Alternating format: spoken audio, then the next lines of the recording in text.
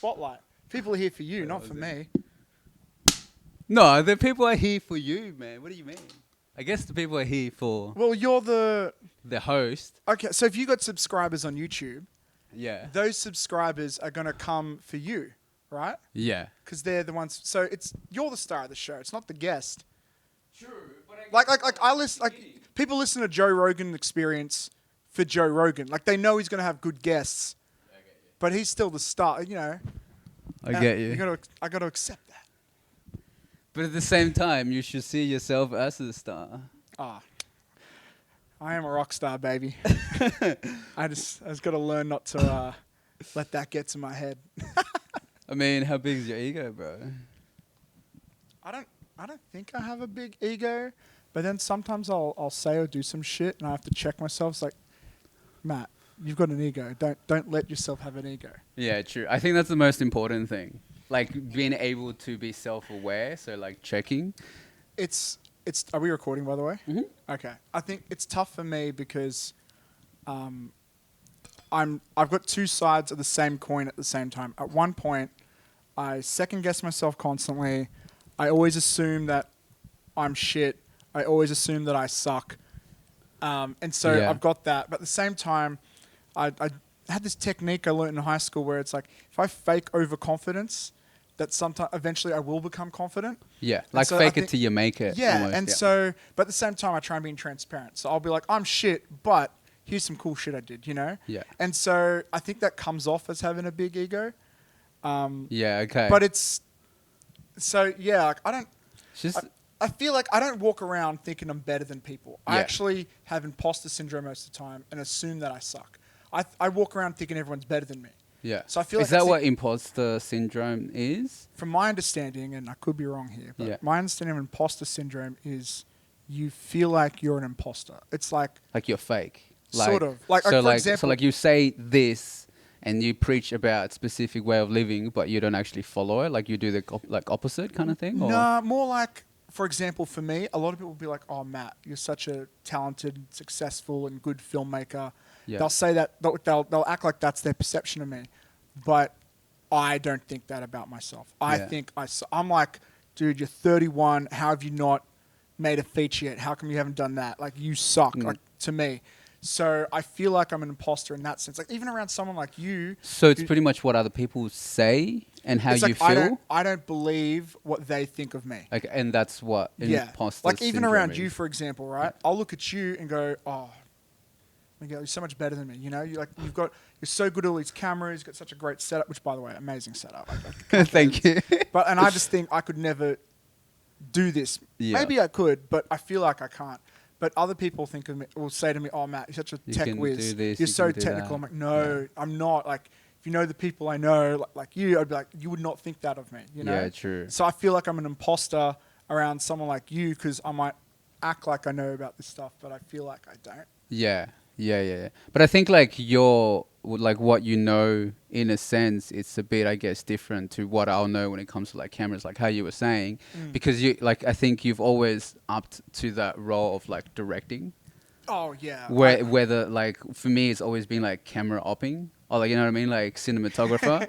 So like I've kind of like had to learn how to use the cameras and stuff. It's the same, man. Like let's say like I don't know how to light stuff properly. Like I should get like a gaffer or someone I to come and disagree. I light think up you the do a good stuff. job. Yeah, but That's like imposter syndrome right there. Yeah, There we go. true. I guess I also have that imposter syndrome as well. But I guess like for me it was more like because like if you go to my socials, like I upload like all my stories are very like positive driven. It's all about positivity and like finding like I guess like what the title of the podcast is, finding gratitude. It's like finding like gratitude in like every type of situation that you're in. But then like I feel like some days I put up all this positivity, but I'm not a positive person all the time. Ooh. Like, you know what I mean? And then that's when I'm like, wait, I'm fake, like, cause I'm saying all this stuff, but I'm not actually feeling that way. So like, I thought that was kind of like imposter syndrome. You know what? I think that also counts. Yeah. Okay. But it's funny too. Like for example, like I'm someone who's dealt with depression a lot of my life, right? Yeah. Like I've had some pretty dark days. These days I'm doing a lot better, but you know, mental health is a journey. But a lot of people think of me as this really positive and bubbly guy Yeah, and okay. stuff. Yeah. And I'm getting better at being that. Yeah. But yeah, like I'm not that. Like Yeah. I'm pretty. True. Well, because I get that a lot. I'm like, bro, like when I go see people at the gym or I'm going out with someone and they see me, they're like, bro, you're like always so happy. I love all the stories you're putting out. And then I'm like I'm not always happy. like every day, like when I wake up, well, I guess not every day, but some days I wake up and like how you said, like I'll feel depressed and I'll start to judge myself. And I'm like, I'm not good enough. Like, especially even when I was doing this podcast, I was like, why am I doing all this stuff? Like, what's the real, like, because I just felt like I wasn't good enough with the information that I was trying to convey and put out there. I'm like, this is like, I could be doing so much better if I script the podcast in like, let's talk about these 3 topics. You know what I mean? I kind of do try to script it, but it always goes off script. And most of the time when I listen to myself back, it's like fuck, like I can talk a lot of shit, man. It's just like all smack talk, bro. Yeah. But like for some people it's good. Actually, funny enough, I was out at a club. Sorry, not a club. I was out on an event maybe 3 weeks ago on a Saturday, and then this dude comes up to me and he's like, bro, I've seen you on YouTube. And I was like, oh, wow, that's bad, bro. Thanks. And he's like, bro, I've been watching your podcast since day one, and bro, they've like helped me do this and like, you know, think better. And I'm just like, fuck yeah, this is why this is why I do it for, you know what I mean? And then that happened like 2-3 weeks ago, and then it's kind of been geeing me up to like get back into my podcast, because I have been MIA for like 3 months. And luckily, like, bro, like I just posted that story about saying like I don't even know what I said. I think I was like, I should probably get back. Oh, I think I said it's been 3 months. I think it's time to get back into it. And then you just hit me like in the DMs, and you're like, hey man, that's a bad podcast. Can I come in and do one? It was perfect timing, because I've been preparing to promote this short film I'm releasing. She's Not Your Type. See it on YouTube. Where's the camera? That one is your one. There's the plug. She's Not Your Type at youtube.com/VellaMattFilms. And I've been like wanting to jump on podcasts and blogs and whoever can get to talk about it. And I saw you post this, and I'm like, he's got such a cool setup. And then it clicked to me, oh, I'm looking for podcasters. I'm friends with this guy. Fuck yeah. And then I'm so glad you said yes. And yeah, man. Well, because it just G'd me up. I'm like, fuck, I need to get back into it. And like, I reckon, because like how you were saying, like obviously people come to this will come to this podcast because they want to listen to me and maybe the guests. But at the same time, I felt like I don't want to just be talking just by myself in all the podcasts. I want to have guests and share the stories about, you know, whatever it may be. And then like if they're trying to promote something as well, they can obviously use the space for it as well. So I was like, yes, like come in and let's record this podcast. Do you find it hard to talk by yourself? Is that hard? You know what? At the beginning, I probably thought I would, because like we're usually, I mean, I don't know about you, but for me, I'm usually behind the camera. You know what I mean? Like whether it's like setting up the cam, like cam opping, like focus pulling, whatever it may be, or even like producing, directing, whatever the job it may be. Like I'm never in front of the camera, but I guess even with the vlogs that I did last year, which I did it every day for 12 weeks, it's kind of made me just comfortable with like having the camera in front of me and just talking and just being able to talk smack, bro. It's more about like continuing the conversation without like having any pauses, which I think I'm really good at now, especially even when I have guests.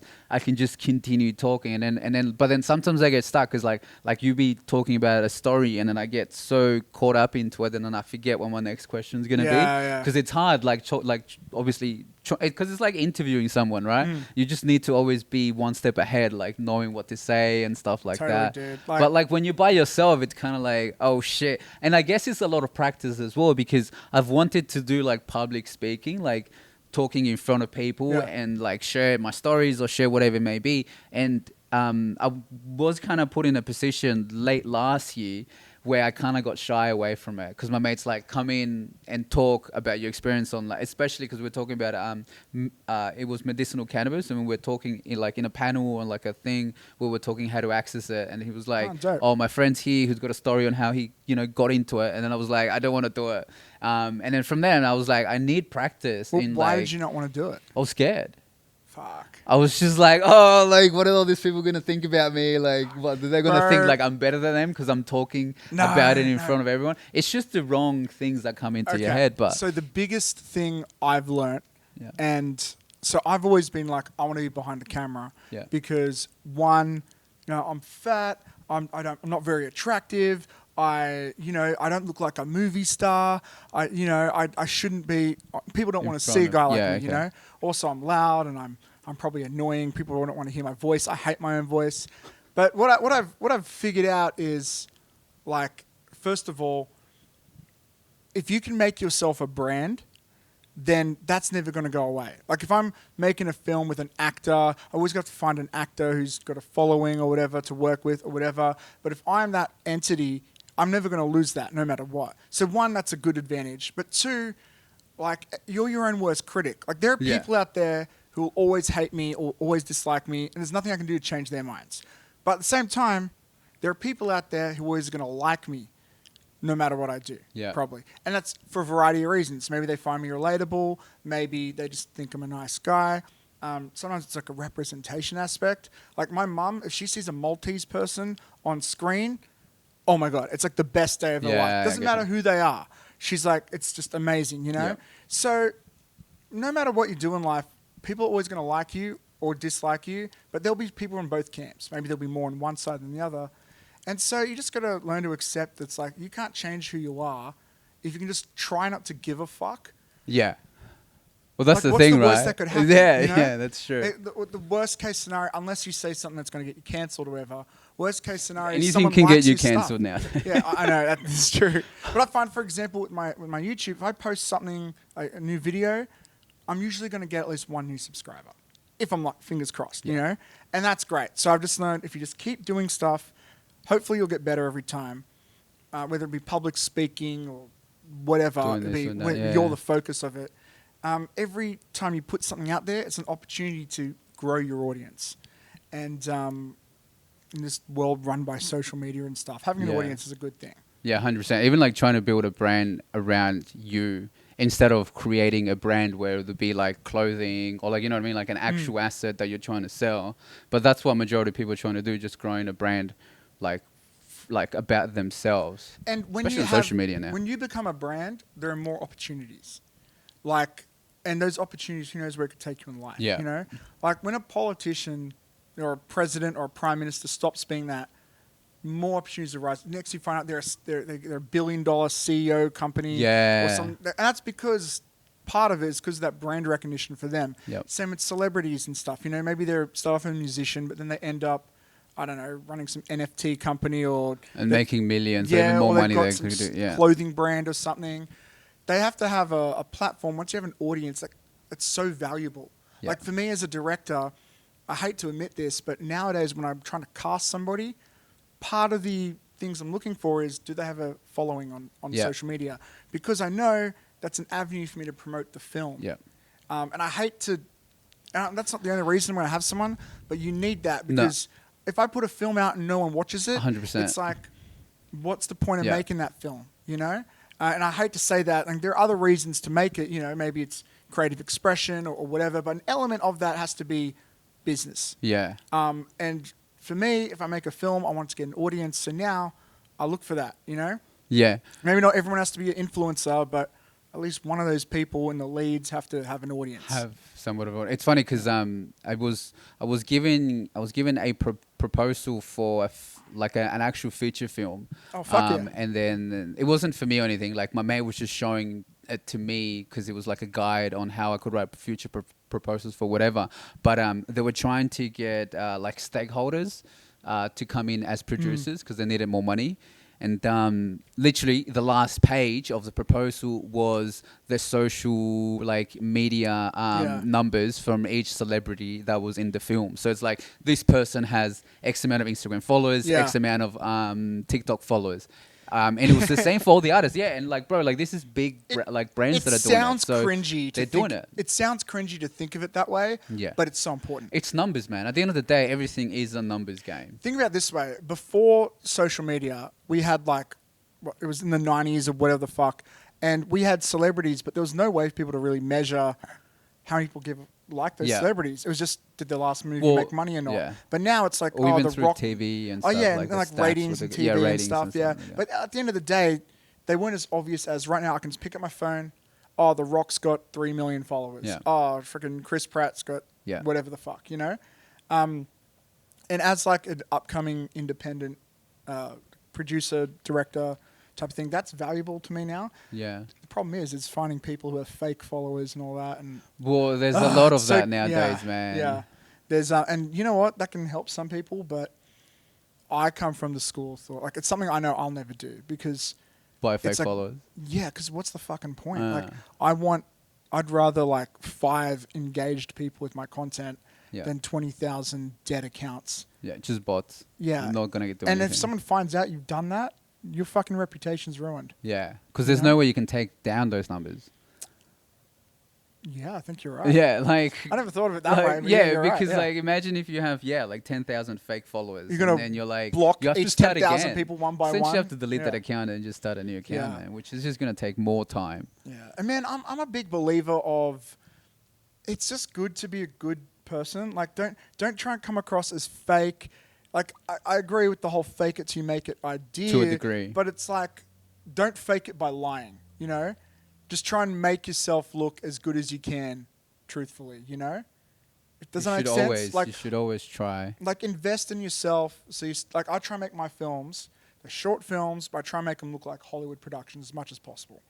And that's how my idea of faking it, you know? Because it's like fake Hollywood. Really? Didn't cost like that, didn't whatever. But, you know, rather than that way people look at it and go, oh, fuck, this must be $1 million production. Yeah. It's not, but it's good that you think that because that means you think that I'm like just that. as good as those people. Yeah, 100%. And that's not really like fake it till you make it, though. It's like, yeah. I mean, I guess a little bit. It's adjacent to that. Yeah, like, I mean, if you are thinking about it, like I try to, you know, produce a $1 million film. I just don't like lying, and I like so. Well, because like you, yeah. Well, and I like being transparent. Like I'm the type of person who will come out and be like, you know, oh, here's my film. Admittedly, it's not perfect. It's not great. Like I'll say that, but also be about the same time I'll be like, it won all these awards. Yeah, you know, it got all these good reviews. But like, if you said to me, like, do you think it's the best movie ever? Fuck no. It's got this problem at this frame here. I've fucked up here and whatever. Well, you're not gonna lie. Well, I guess that's also because like you don't want to get lied to, right? Because that's how I feel. Like I don't want to lie to people because I don't want people to lie to me. So I feel like a lot of it just comes back. Yeah, I just feel like I try not to be a judgy person, but It's hard. I will judge the fuck out of you if I catch you in a lie. Like, especially if you're trying to make it, if you're trying to take advantage of somebody, or if you're trying to, I don't know. Like, I've seen a lot of scummy things with some scummy people. In the problem with Hollywood is, and like movies, is like people. Sorry, the problem with filmmaking is people associate it with Hollywood. So they associate it with fame, they associate it with success, and so that does attract a certain type of scummy individual who will fuck people over. They'll do such a. And it's not just film; it's like all forms of entertainment. But like, I really hate that side of it. Sure. And so for me, it's like sometimes I'll find people that want to collaborate with me and stuff. In a way, where it's like, okay, you're trying to take advantage of me and what I've got, and like, I'm okay with that if it's a business transaction. Do you like look at the social media following and see that they only got like 150 followers, and you're like, oh, this is trying to take advantage of If you're him? going out there like, oh, my last film made $10 million, and you've got 10 followers on Instagram, I'm gonna go, okay, that's clearly a lie. Yeah. Because if someone put that much money into it, they're gonna want to figure out who you are, you know? Yeah. So it's like 100%. stuff like that. It's pretty shitty. Like, look, if you're stretching the truth for promotional reasons, that's fair.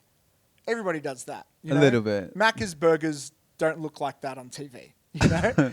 Even the photos, man. Yeah, like those Even the photos, that's not a real burger. I hate like going through drive-through, right? Because like I don't know if if Hungry Jacks and KFC have it now, but Macca's have their LED screens now. Yeah. So it's not just the photos. Yeah. So there's sometimes a little video or sometimes the photo, and I'm just like, is my burger gonna look like this? No, it's definitely gonna look like this. But like, it's so appetizing just driving into your drive-through and seeing all this nice, like, you know what I mean? Just all just looks so good. And then you get the real thing. It's like, I should have expected this. And even like some burgers, they make it look like they're so big, and then you just get it and they're tiny as fuck, and you're like, what? Like, just got lied to, man. I actually heard like someone tried suing Macca's over that, and Macca's won. They were like, we're allowed to stretch the truth. It's not technically lying, and somehow that fucking worked for them. Stretch the truth. Shit. which is kind of crazy. But do you want to see an ad for a burger that looks like shit? No, because then you wouldn't get it. You wouldn't Yeah. eat it. It's funny, like, because even a commercial is some form of entertainment in a way. Yeah, know? well, it needs to be entertaining Yeah. for the viewer to, actually Yeah. enjoy what they're watching, but at the same time be sold on a product. Or sometimes it's just product awareness. It's just brand awareness. Oh, yeah. So it's not really trying to sell you stuff. It's just so you know about the brand. Keep them in a conversation. Yeah. Keep you thinking about 100%. it. Anyways, I should probably start this podcast. Like 20 minutes. So welcome back to another episode of Finding Gratitude. I guess I'll call this season 2 because I had like 3-month break, so this would be season 2. Oh shit! Am I the season 2 premiere? You are this season. Oh, yeah. are you? I don't know, man, because I don't Oh. know when this episode's gonna end. Oh, Maybe so, you so come. if this sucks, you'll like push me to later. Well, because like I don't know, because I was thinking, I'm like, if She's Not Your Type comes out on Monday, should I just not drop it right before it comes out instead of like? Because I was thinking of putting it out on Sundays. So that's why I was yeah. like, oh, should I? Maybe it's a conversation for us to have afterwards. But yeah, I was Dude, like, do I put it it's up? your show, I put it up whatever you this want. Sunday and then have another week before actually She's Not Your Type comes out? Or should I just bring it out right before it comes out so when people watch it, they can just go to your socials and actually find it there? But I mean, that would be beneficial for yeah. me, but it's, I guess I'm think not about it fussed, and then we yeah. go, because then I can upload our episode on this Sunday, which is like me talking about, I guess, where I've been the last 3 months and why I've been MIA. But I guess that's something we can Yeah. chat afterwards. Now, first question that I usually ask my guests is if there's something that's off topic that you don't want to talk about, and obviously share it out publicly. Off topic. So off topic, you mean like Something you don't someone want to makes me talk about. uncomfortable? Something that you really don't want to talk about in the podcast, and we don't have to talk about it. I feel like you're gonna go somewhere with that question, but I got something else that's juicy. What is it? What do you mean someone else is juicy? Something that I probably, it just feels weird talking about it, but so I had like I don't know if you know this. I was in hospital for almost a month. Not long ago. Did you have Did- appendicitis or something? Yeah. Or pancreatitis? Oh fuck. Pancreatitis. I had severe pancreatitis. Yeah. Which was, most people get it from like being an alcoholic or whatever. That wasn't my case. You It sure? was- How many drinks do you have No, a week, bro? Well, oh, fuck. They asked me that question. Yeah, man. And no one believed me. I mean, like they were like, so I normally wouldn't drink a lot unless I was binge drinking, like if I was going out. But during the week, I normally wouldn't drink. Yeah. But over the last year, I started having like maybe 1 or 2, like after work or whatever. like every day. Yeah, like a can. Yeah. But Is it was that- like is that a lot? every. I feel like that's not a lot. Is it? No, man. Like I know, Like- I don't know people, but I know some. I guess people that will drink a fair bit every single day. Yeah, like I know like people 4, that'll go through 5, a 6 bottle of cans, wine like or- half. Yeah. I remember, like off topic, kind of on Yeah. topic, but I remember my friend's dad. So my friend's Polish. Both parents are both Polish. He was born here, but his dad would just get so drunk every single day. Like he'll probably go Yeah. through a case or half a case every single day. I've known some people. And I'm just like, bro, that's a lot of alcohol. Yeah. So like having one drink or 2 So- drinks is not that much. Yeah, so I feel like that wasn't a lot, and I was only over a course of like a year. Yeah. But like I'd say this to like the doctors, and they'd be like, "Are you sure?" And they'd be like, "Yeah, man, I know." It's like, trust me, I'm not like when I drink, I'll drink a lot, but it'll just be like for a night, with Yeah, some friends out. yeah, like when you go clubbing, like Friday, partying, Saturday night, it's whatever it may it's be. the reason you go out. Get But blind. what actually happened was I got some gallstones in my gallbladder, which sort of apparently is like most people have like a 30% chance of that happening anyways, and they just happened to be in a spot where they were pushing up against my pancreas, and Where is the pancreas? I don't even know. it's between your stomach and like your chest, so it's kind of like Oh, so it's like in the middle. kind of like here, yeah. True. And when I would get pain there, So, I like- could feel it. It's like an organ I can't feel right now. When I had pain, I could fucking feel that organ. So like when you eat and drink, does it go through the pancreas before it reaches the stomach? Yes. Wait. Yes. Because Yes, I know there's yes, a few yes. organs like Well, the it's liver. connect- or it's something? got some, it's in the abdomen area, Yeah. and it has. Fuck, man. I should know this, but it's really connected, or it's got a lot of stuff to do with the liver as well. Yeah. So that's why, like, when you drink a lot, like the pancreas, the liver, can be They get like affected and worked stuff. up. Yeah. Yeah, but for me, they And then the gallstone so the or the gallstones- gallbladder is a different. yeah, which is organ, apparently right? like a useless organ. Yeah, that's why a lot of people get their gallbladder taken out. But what it does do is like when you eat like bad food, the fat will go through it. Yeah. It doesn't have to, but like it does. And because I got these gallstones there, if the fat goes through it, it'll squeeze through it, which will then push on the pancreas or whatever, and that will cause pain, which kind of sucks. Not gonna Yeah. lie. But in probably a few weeks, and I'm going to probably find out tomorrow actually. They're going to do an operation. They're going to take out my gallbladder. Sure. Yeah, which is apparently a super non-scary procedure. It's one of the safest ones they can do. But yeah, I was in hospital for like 3 weeks, and then about a month ago, I went back for a couple of days because I had some pain, and it turns out I wasn't taking my pain meds properly. So this was last year though, right? When you had No. severe This was pancreatitis. This was March. Okay, so 4 months ago. Yeah, so I was in hospital for almost a month then, and then it took me like another month or so for me to get to like a point where I wasn't complete shit. Like I had trouble like. Did they I was operate bedridden while a you lot. were in hospital? No, so they were going to operate, but then I had So all you this still have inflammation. gallstones. Yeah, but it's definitely not as bad now. Yeah. When you were in now- hospital, did they stop off all foods, all fluids, and put you on the drip? Yeah, I had like a feeding tube up my nose, which fucking sucked. Yeah. But yeah, and so they were like giving me liquids and stuff. I didn't eat for ages. I lost so much weight. I lost like 25 kilos. Yeah. Because I was pretty big boy for a while, and then now I'm just a big boy.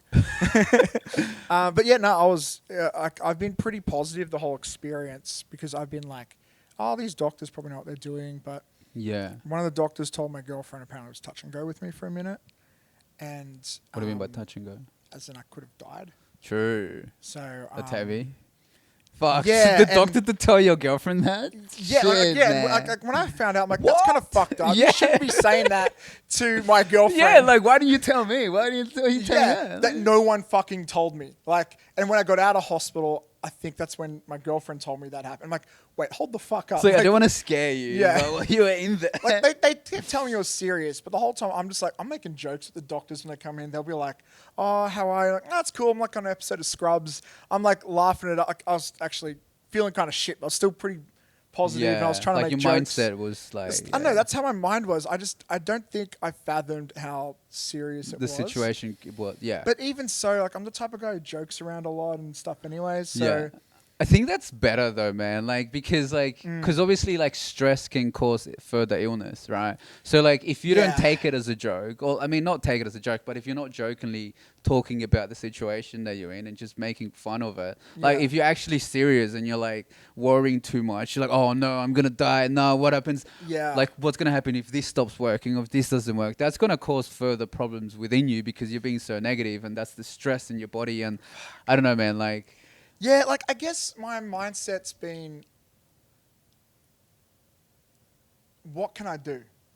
What You else? know? Yeah, okay. Like I'm not a fucking doctor. I can't just be like, get out of the way, get the knife out, start operating on myself. Why I not can't- though? Why I not? can't do shit. Like, oh, well, I could try. Yeah. You know, How it might cool not would go it be, so well. bro? But like, yeah, my whole mindset is, well, there's nothing I can do except let the experts Yeah. do their thing, right? So I'm just gonna listen to what they say. I'm just gonna chill the fuck out. Their job is to fucking take care of me. I'm just not gonna get. In But their yet way, not tell you that you this know? is a bit And I'm touch just and gonna go. I'm just gonna assume that, like, look, if I'm gonna, like, they don't want me to die. Yeah. They're gonna try and make me not die. So, fuck, what else am I gonna do? Call another doctor up? Like, there's Yeah, nothing well, I there's can not do. much you can do, So if yeah. I just accept the situation and take it as it is, and be like, look, this is my best case scenario, probably. Like, sure, maybe I could go to a better hospital or whatever, but like, there's no one actively trying to kill me right now. Like, there's no one there's no like guy with a samurai sword ready to stab me, you know. So it's like, just accept my situation, assume like they're working on it. Like, you know what sucks is like, you know when you're you're trying to fix a problem, and someone's like, hurry up, and you're like, dude, I'm doing the best I can, going as fast as I can. And you know how much that fucking sucks? Yeah. So I'm like, I'm not going to tell them, oh, why isn't this happening? Why is that? The only thing I'll do is like, I might ask questions so I can better understand my situation, and that's it. Like, when I went back for a few days, about a month ago, or maybe it was a bit more than a month ago. Because you were in pain again? Yeah, because I wasn't taking my pain meds properly, it turns out. I didn't understand my situation very well. Yeah. But then after a day, I was fine. They just kept me around for a few days extra. Did they give you some morphine? They gave me morphine. Through the drip? Or meds, like pills? I'm trying to remember. I was kind of a bit out of it. Because you were in pain? Yeah, I think it was here's what I do remember. I fucking hated it. Like, because I remember the last time they gave me morphine, the first time they didn't give me morphine at all. They just put me on endone and... actually, there was something in my vein. So that might have been morphine, actually. Yeah. But I can't remember that the first time. But the second time, I went back and I had to wait. I actually sat in a chair for 24 hours, almost exactly, waiting for a bed. Which just fucking sucked. Like in the waiting room? Yeah. Or like they'd already seen me, but they had like a waiting area to wait for a bed. Yeah. And I waited there for like almost exactly in 24 hours is when they got me a bed, which sucked, right? But during that point, they're like, okay, we'll give you morphine for the pain. And I'm not really super smart when it comes to like that end of like the drug spectrum. So I feel like my symptoms isn't what you should have from morphine, because I always thought morphine was something that sort of knocks you out a bit. Yeah, okay. But my morphine's reaction... just a painkiller. I mean, if you have too much, it'll knock you out. Well, my reaction was I was really antsy, and it was like I wanted to... Sorry? Sure you didn't take pills or some shit? Well, fuck, to get you up? I don't understand what the fuck happened, because I just felt like I needed to jump out of my skin. Like my skin was holding me back. So I just started like... Did they give you ketamine, maybe? They told me it was morphine. Yeah. I started just walking up and down the halls, and I was just frustrated with it. That was you. You yeah, like they told me to sit down. I'm like, no, like I can't. If I sit down, I'll just be like, yeah, like, agitated. Like I had all this, like, I wouldn't call it energy, but it was just like. It's like if you drank energy drinks almost, though, like caffeine. It was like way stronger than that, though. It was kind of like. What did they give you, man? Maybe they told me it was morphine, but it's like this doesn't. Yeah. This is, from my experience, it's not what morphine should do. So anyways, I hated it. I felt just frustrated for, I remember it was a few hours or something. Yeah. And then some pain came back. Like, oh, you want some more morphine? And I'm like, nah, you said there was another option, right? And he goes, oh, we can give you endone again. I'm like, yeah, give me endone instead. And endone's great. Like, endone, like, it made me feel a bit more relaxed. Full tablet? Yeah, the tablet, like the little... 5 mil, 10 mil, 25 mil... I don't know. All I know is they were like... And those are nice, man. They were good. Especially at night when I wanted to sleep. It just chilled me the fuck out. Bro, and it felt me feel relaxed. But now I feel like I've actually... Because I had some endone not long ago, actually. And like to take home, right? Yeah, they gave me heaps to take back. When I ran out, they gave me Tramadol. But then when I went back, they gave me endone again. Yeah. But they were like... and my girlfriend's like, dude... If you sold these, you'd make so much money. And I'm like, yeah, but I kind of want them in case I need them. I kind of need them. Yeah, like, I kind of really need them. Yeah. But like last time I took endone, I was like, it didn't feel the same. Like, fuck, if I build up a resistance to endone now. Like, you can. And it gets addictive, bro. That's what... It gets addictive. I was watching some show last night on SBS called Dope Sick Nation. And it was about like heroin addicts and stuff. And like my girlfriend was saying, like all these painkillers are like heroin, but it's watered like, down. Yeah, and, it's like it's like baby heroin. Yeah, it's like the Coke from Macca's, the way it's watered down. It's not real. Yeah, right. Well, 100%. It's like the weakest shit. Yeah. And I'm just like, I can't. The Coke from Macca's. I like that. I couldn't imagine how endone could be addictive. And she's like, dude, it's so addictive. Like, what do you mean? What do you mean you can't imagine how it can be? It feels good, but like I was never having cravings. Like, oh fuck, man, I need some more of that shit. I never had that vibe. Well, how long did you have them for? Like every day? Like how long? Oh, I was having like a week? 3 hours for like 3 weeks. I was getting them. True. Okay. No, that's a lot. But you know what? That's a lot. I was talking that to my girlfriend, and she goes to me, maybe it's like, did you really need it that much? I'm like, well, I thought I need Oh. because maybe you were addicted. I'm like, fuck. Your pain was gone within the first couple days, but you were still on. Oh it? no! The second time I went back, the pain was gone quickly. The first time, like that first week, I was a fucking zombie, man. It was well. First, they took me to the ICU, and I had the drip, so maybe that was morphine there. But for the first, fuck you, you'll like this actually. At the ICU, I was told this story. I vaguely remember it, but I forgot about it until someone reminded me. So I had like this button, and I could click it, and I'd get the pain relief. Yeah. Which is fucking pretty Was sick. it I'm not was it gonna lie. morphine? I think it was. I can't exactly remember them telling me it was morphine, but Because the other thing they it give must have been. sometimes it's ketamine. Well, do either of them cause like hallucinations or anything? Ketamine does. Okay, it might have been ketamine. Because they're like, be careful, it can cause hallucinations. And at one point, I think I started noticing some shit. Like, I'm not going to fucking tell them because then they're going to take it away from me. And, like, when the pain came, it was pretty bad. So it's not like I'm not coming from the mindset of, like, I'm addicted. It's more like I need this shit for when I'm going to need this shit for when the pain comes back, you know? But apparently at one point... You're addicted. I was... I don't want to tell I'm him. not because now. Like, I'm not craving Yeah, it well, now. this- yeah. But, like, this is a 3-week During period. hospital. So, yeah, so at one point, supposedly, I looked at my IV drip bag thing, and I go to my missus. I'm like, something like, oh, babe, it's like we're at a 7-Eleven, and this is a slushy machine. She's like, what? Goes, I know you want a slushy? And I started just like tapping the bag, and she's like, what the fuck are you on, cunt? And I was like, babe, I'm gonna get you. No, it wasn't slushy. Slush puppy, because she loves slush puppies. Which Yeah, I think I like slushies. And I'm like, you want a slush specific. puppy, babe? You want a slush? Just tapping this IV bag or whatever, and she's like, "You're cooked, cunt." Yeah, you want some here? Just press this button. Press it. Yeah. So, That's in definitely hindsight, ketamine. yeah, maybe I was addicted a little bit.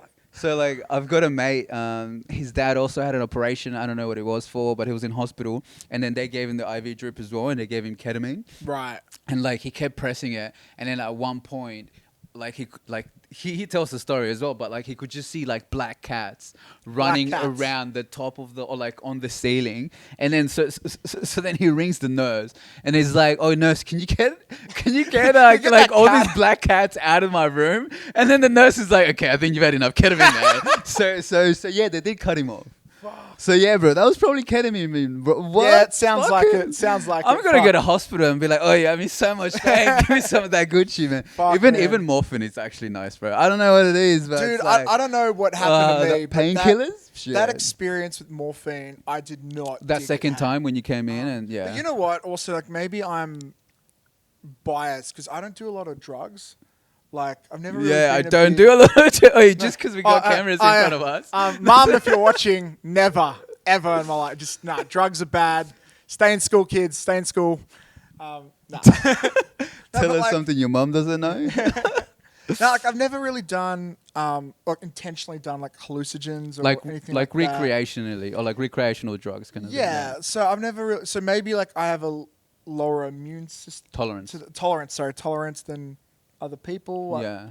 I don't know, but yeah, that was my. But yeah, like I was kind of scary, and now I've got this very minor operation coming Yeah. up. How's your pain now, like oh, compared to even 2-3 weeks Dude, ago when it's- you were it's back there? pretty good. Like Okay. occasionally, very rarely, I'll have some pain. Mhm. But Have you like- seen it? Is it depending on what you eat or what you drink that can cause the pain? Did they even So- tell you about a diet or anything like I that? fucking Or? gave them the 3rd degree. I was like interrogating this poor, I think she was a surgeon. And Yeah. I was like, I've got a million questions. I just kept asking. He's like, no, it's fine. Like I just gave it the 3rd degree. And from my understanding, like I've been told I could eat clean as fuck and still there'll be some days I have pain. Yeah. But for the most part, eating bad will cause pain because of where the gallstones are. The fat, so fatty foods will have the fat pass through them, and that could cause pain. Okay. But Oh, okay, because it I'll goes through the pancreas, like to Yeah. break it down, kind of before it goes into the stomach. yeah, so Okay. because it just happens to be anything that's fatty is where that area goes. Like, yeah, okay. The organ. So it can contribute, but it's not a guarantee. It's like I could eat shit food and be alright, Yeah. but sometimes there's a chance I could eat good food and still And be it bad. still be The only pain. thing I like is like they said no alcohol. Sure. So you haven't drank since? I haven't drank since. Shit, so you're I sober. had a I had a sip of a double black recently, a very tiny sip. That's why you had that to go was- back to hospital. Oh no! But I mainly just was like, I got to get as good as possible because I was going to be a groomsman at my mate's wedding, my best mates ever. And it was so important to me that I was there.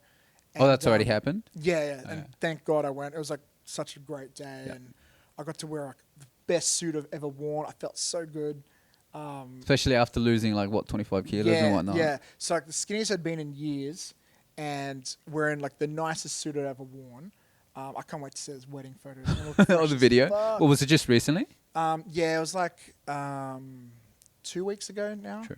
I've seen some preview pics, and it's such a fresh fade. I look good. I look Yeah, good, man. fuck. It was good. It was good to feel good, you know? 100%, man. Well, I'm Yeah. glad you're like okay. Yeah, like technically I'm still, I guess, recovering because the Yeah. surgery hasn't happened yet. But like When I'm back should to you normal now. have surgery?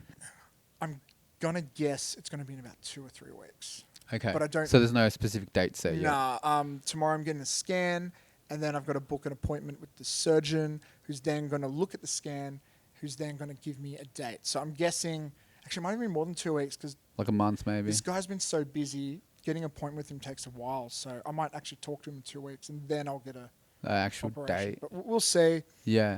I guess but- as long as the pain is not there, then you're okay Yeah, with like- your gallbladder. Yeah, gallbladder, I think it's pronounced. Whatever.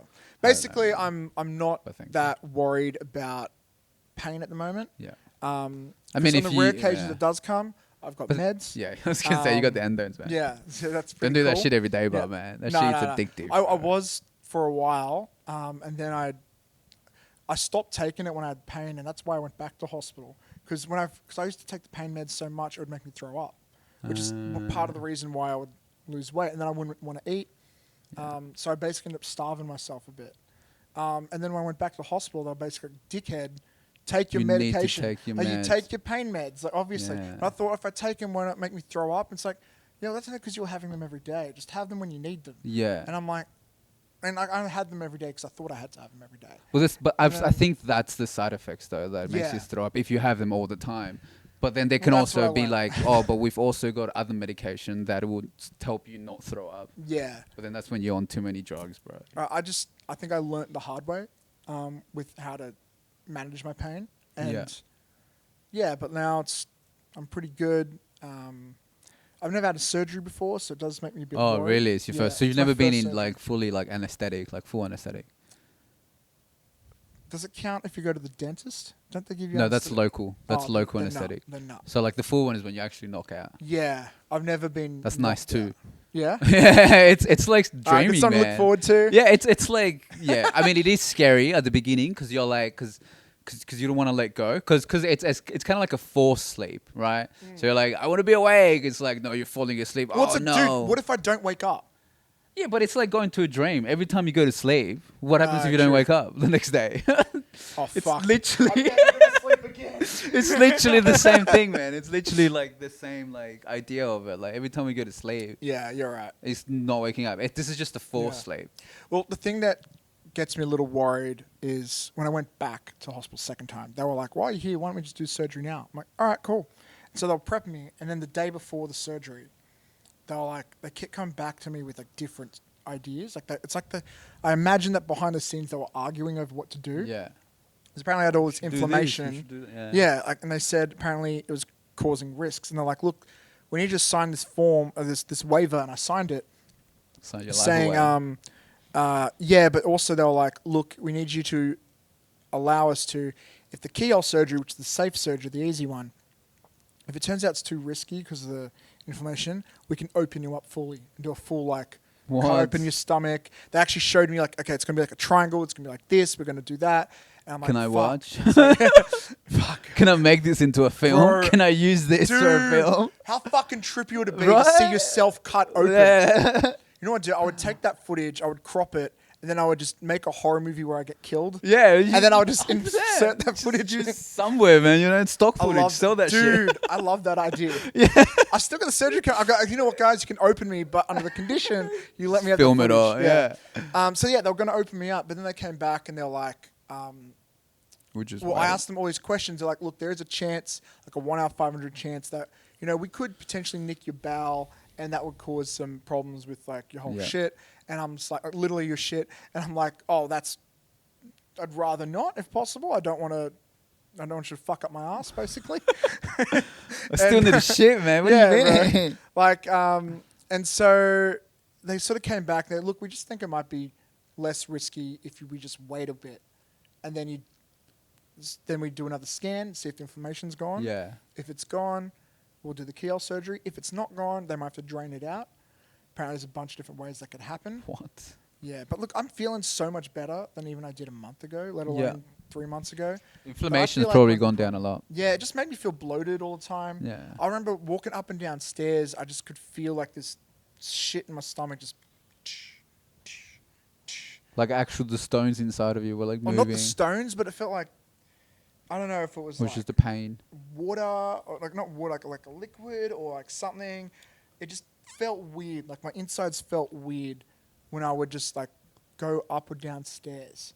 Which I know it sounds weird, but like I feel like I could feel the inflammation in those moments.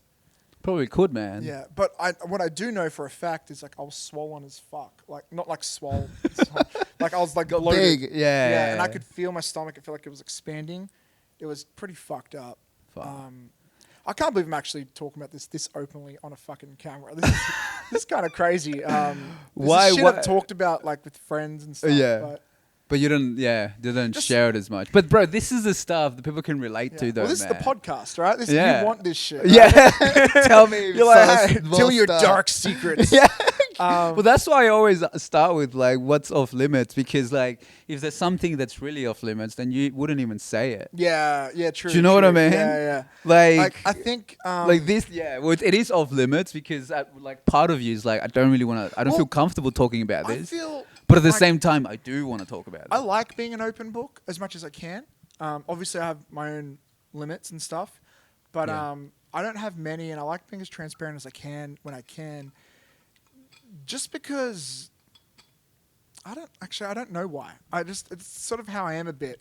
But I know that these type of topics for a lot of people, like stuff about like personal health and stuff, a lot of people keep very private. Yeah. So I feel like it's like I should be more private about it, but I don't see the need to. Like it's not like I'm giving out my bank details Yeah. and people can fuck me over with it. Excuse me. Like I don't know. I just don't see.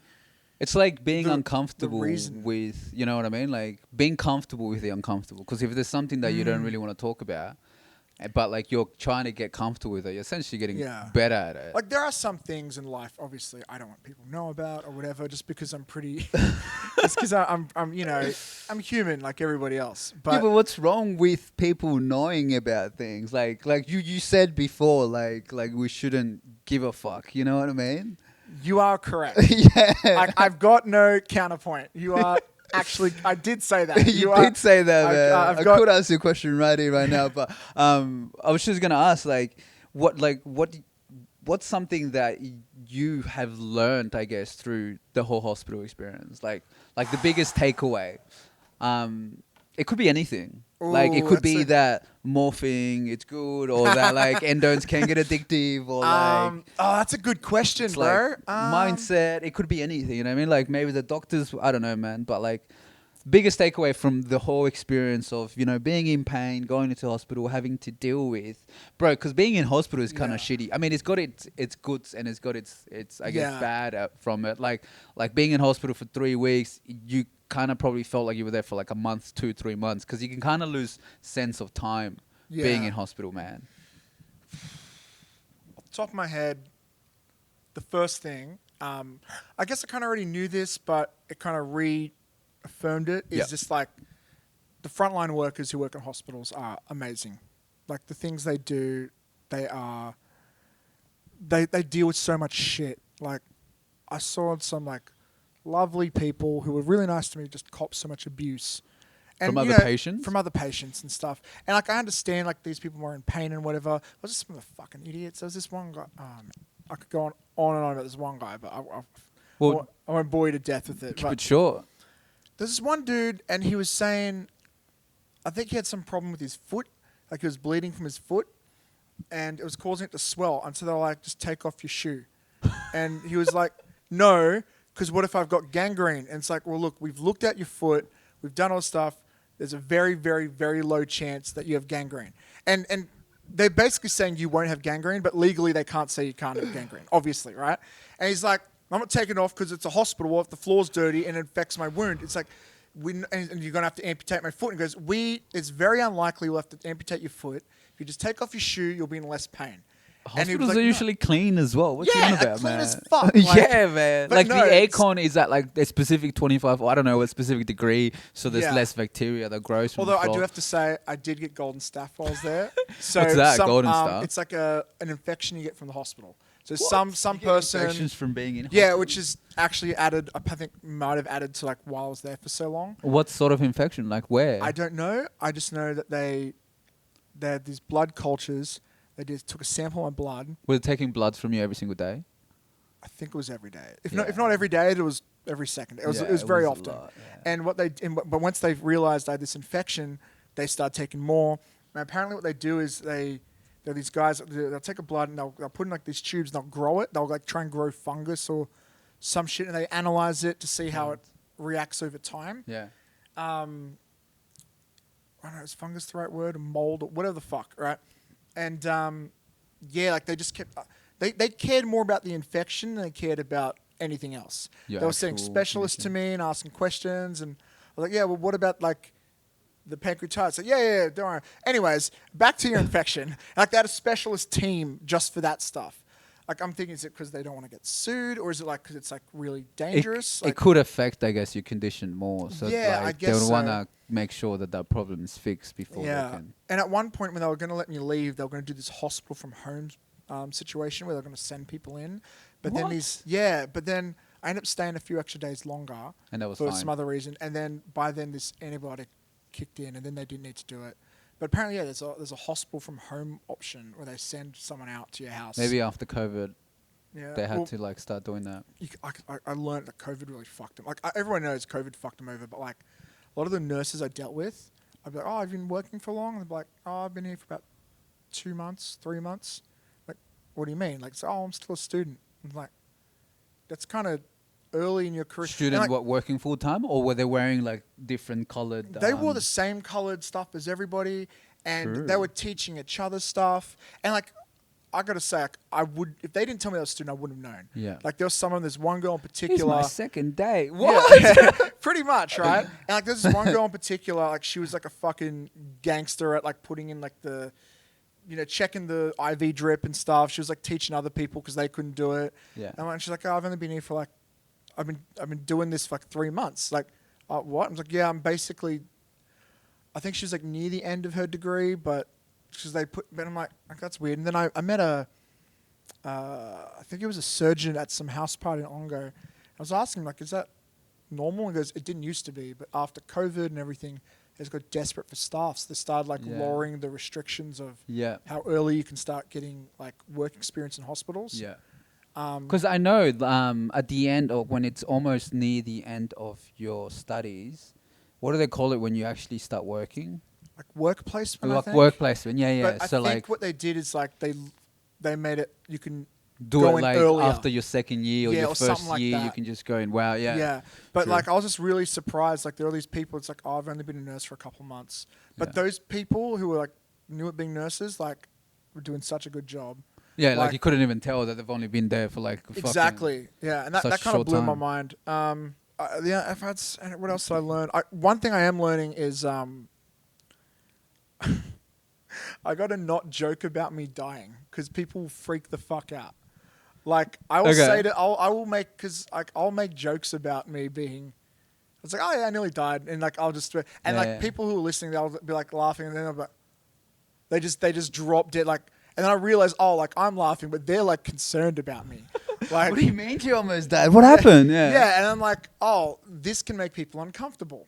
So like, Yeah, but treat like it with seriousness when I can, but But maybe shouldn't I feel like death has like a big stigma that it's so negative. It's like, don't you think? Like it's like, oh no, let's not talk about death. Like, oh no, like you know what I mean? No, don't tell me you almost died. You know what? I'm just Why? realizing now what it's like. It's like when I used to be like suicidal, sometimes I would joke about committing suicide. But did that people know that you were a bit suicidal? Some people would. True. And they wouldn't laugh at those jokes. Yeah, because it's like, bro, this could be true. Like, exactly. And then it's the same reaction I realize when I'm joking about me dying. yeah, Here. true. And it's like, you know, and it's because, yeah, it's a joke, but it's also the truth.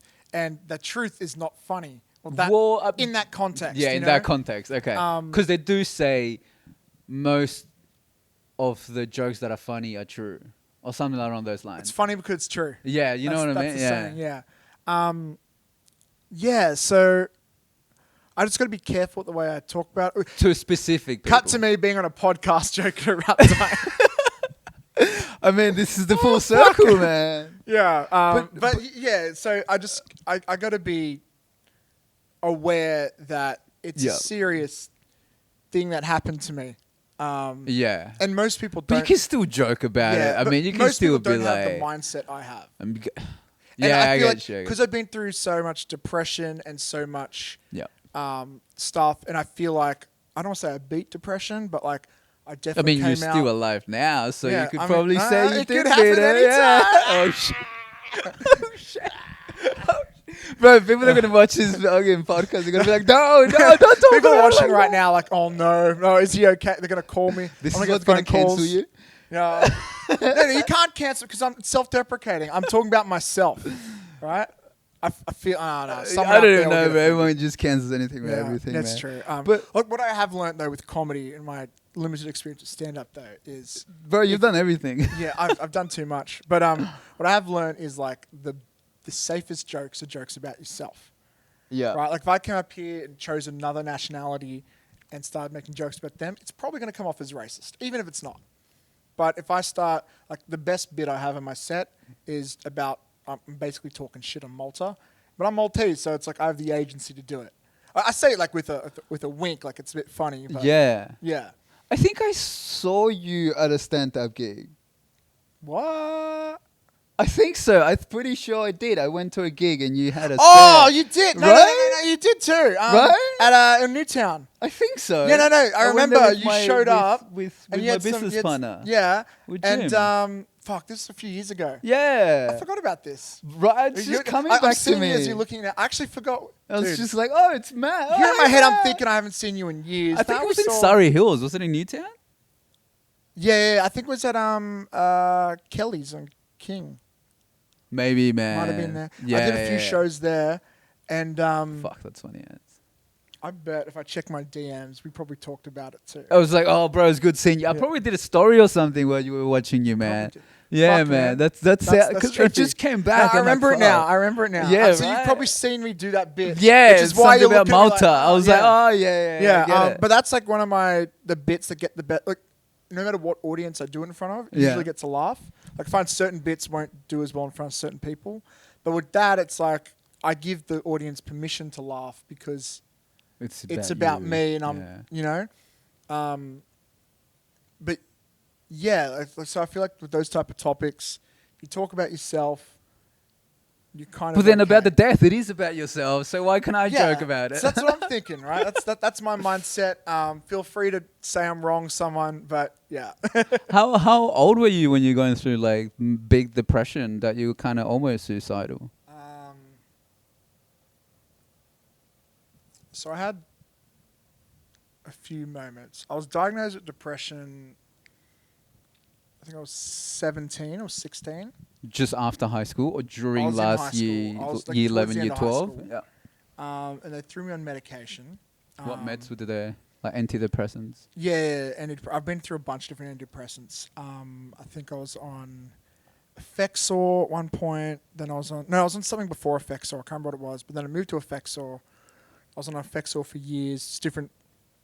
They're all levels like of it. SRAS or something. I can't remember the actual term for it, but I actually don't know. But then eventually I moved to a antidepressant, which apparently the way a lot of medications work is they get approved to be allowed in Australia, and they've got to go through another approval process to become cheaper via Medicare. yeah. But this okay. but this drug didn't get that second round of approval, so it was expensive as fuck. It was called Valdoxin.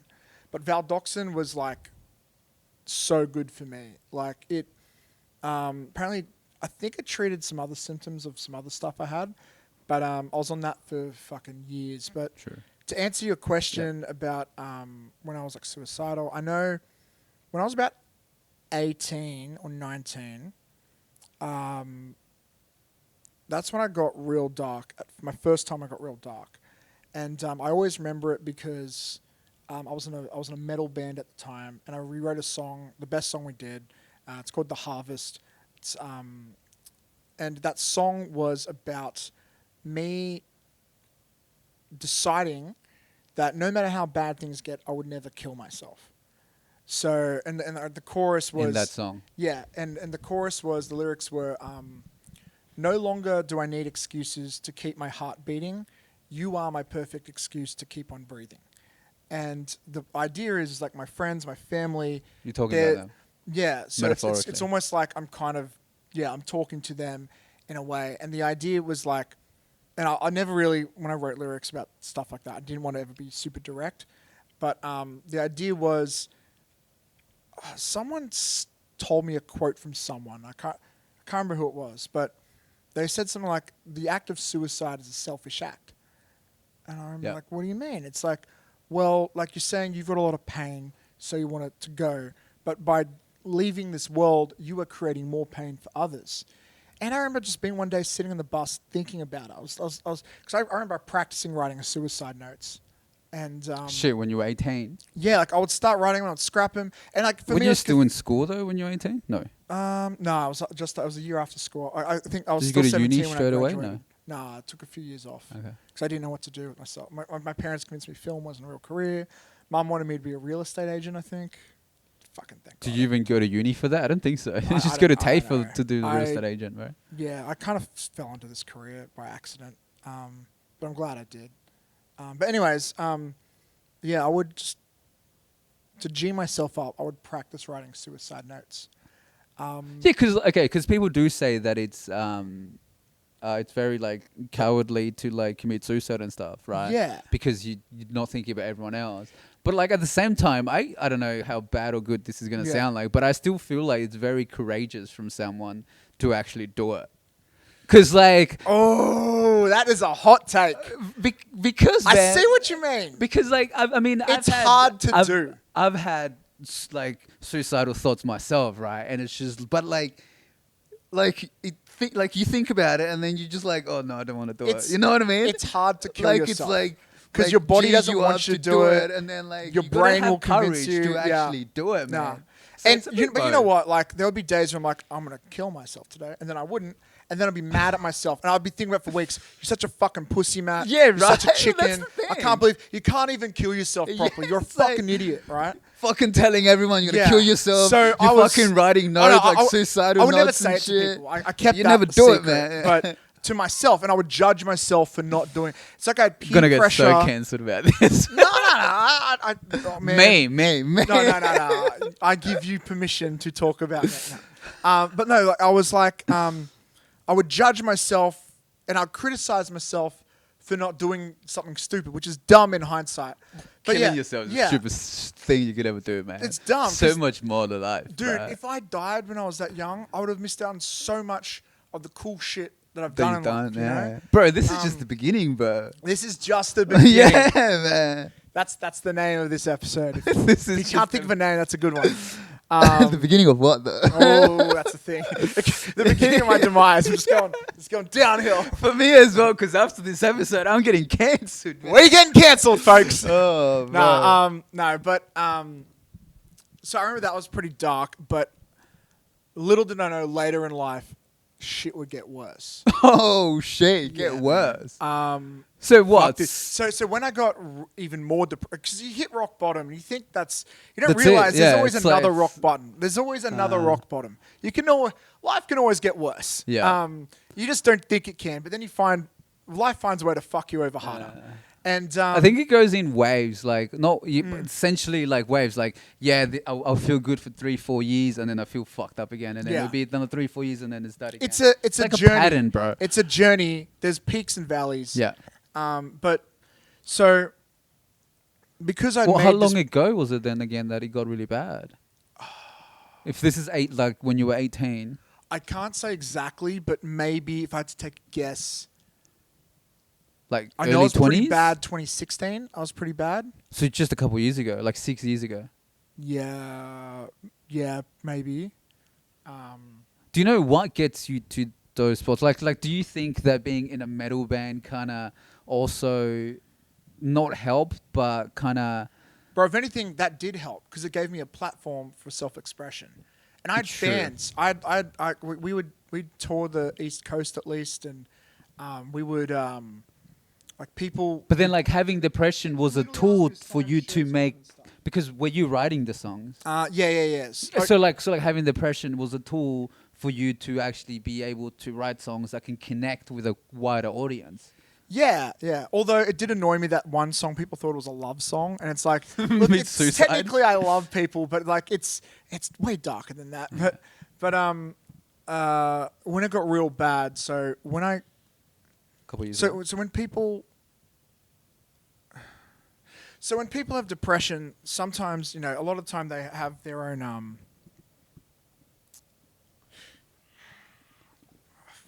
fuck. So when people have depression, they have different ways of dealing with it, right? Some people turn to drugs. Some people turn to like drinking or sex or whatever. Or For like me, creative outlets like well, writing. yeah, okay, that's a positive one. But like for negative stuff, so I turned to food, and that's when I started getting a lot fatter, and I started putting more weight. I would eat my problems away. Yeah. And when I felt sad, Like my emotional first thing, eater. yeah, my I get first into thing that. would be I got to go to a restaurant now. I'd be sad. I'd be crying. Fuck this shit. I'm gonna go eat Give me a food, burger. yeah. Because food makes you happy, man. Yeah, And then you get addicted to that. that's the thing. Yeah. That was my Emotional addiction. eating, man. Yeah. That was my addiction. And it's not as sexy as like sex, drugs, rock and roll. It's kind of like it's the worst addiction because it's just gonna make you more overweight. It's gonna create health issues down the line. It's not a good addiction to have, and it's not a cool, quote unquote, cool addiction. Like you don't see I mean, rappers. you'd rather be like addicted to drugs than Yeah, addicted to food. yeah. I mean, like, look, all addictions are bad, obviously, but Yeah. so Do you know how That they was- come about though? Like, let's say, yeah, when you were 16, 17, like even when you went to, speak to the doctors, I don't know if you spoke to psychologists, psychiatrists. yeah, Like Therapy, could all that. was there like a determined factor when it was like, okay, when you were 15, you experienced this, which kind of started your depression, like habits, or like, you know what I mean? Like was there anything like that? Like could, or can you like go back to, yes, when I was 16, this happened and made me feel this way, and then it kind of like spiral into yeah. all that. And if there's something that you don't talk about, man, like again, we don't have to talk about it, but like I'm actually interested. Nah, it is hard to talk about, but we can go into it. I've tried to be open about this sort of stuff. It's hard, but I try and be open about it.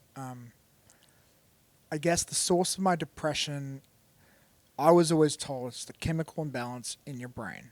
But when I think about it, like there's been so many factors. Like I was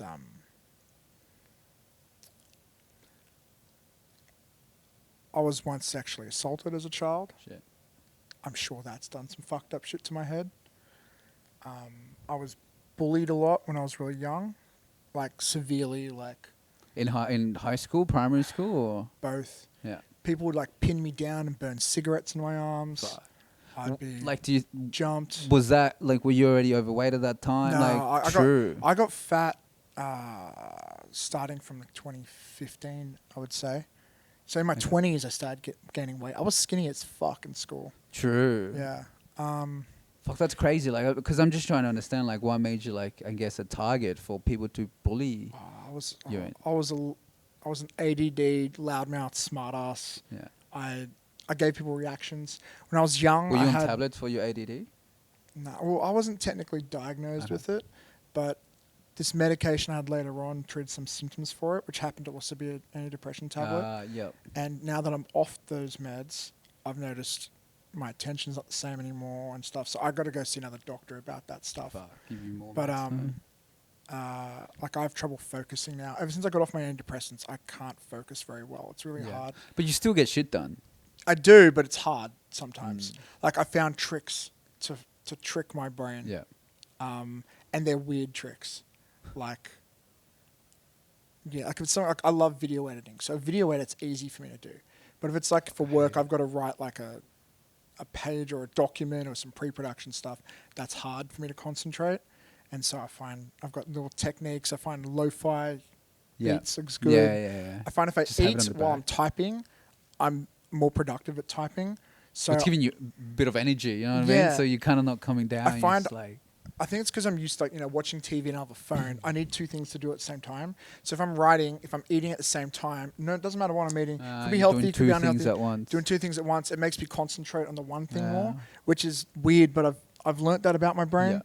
Well, if it works for you, it works for you. You Yeah. might as well keep doing I it. used to when I do assignments, I found I would have like a beer or something next to me, and my idea is after every sentence I can have a sip, and that would motivate me. So by the end I'd be pretty fucking drunk, but it'd be And that's why you had and that's how I pancreatitis, got right? it.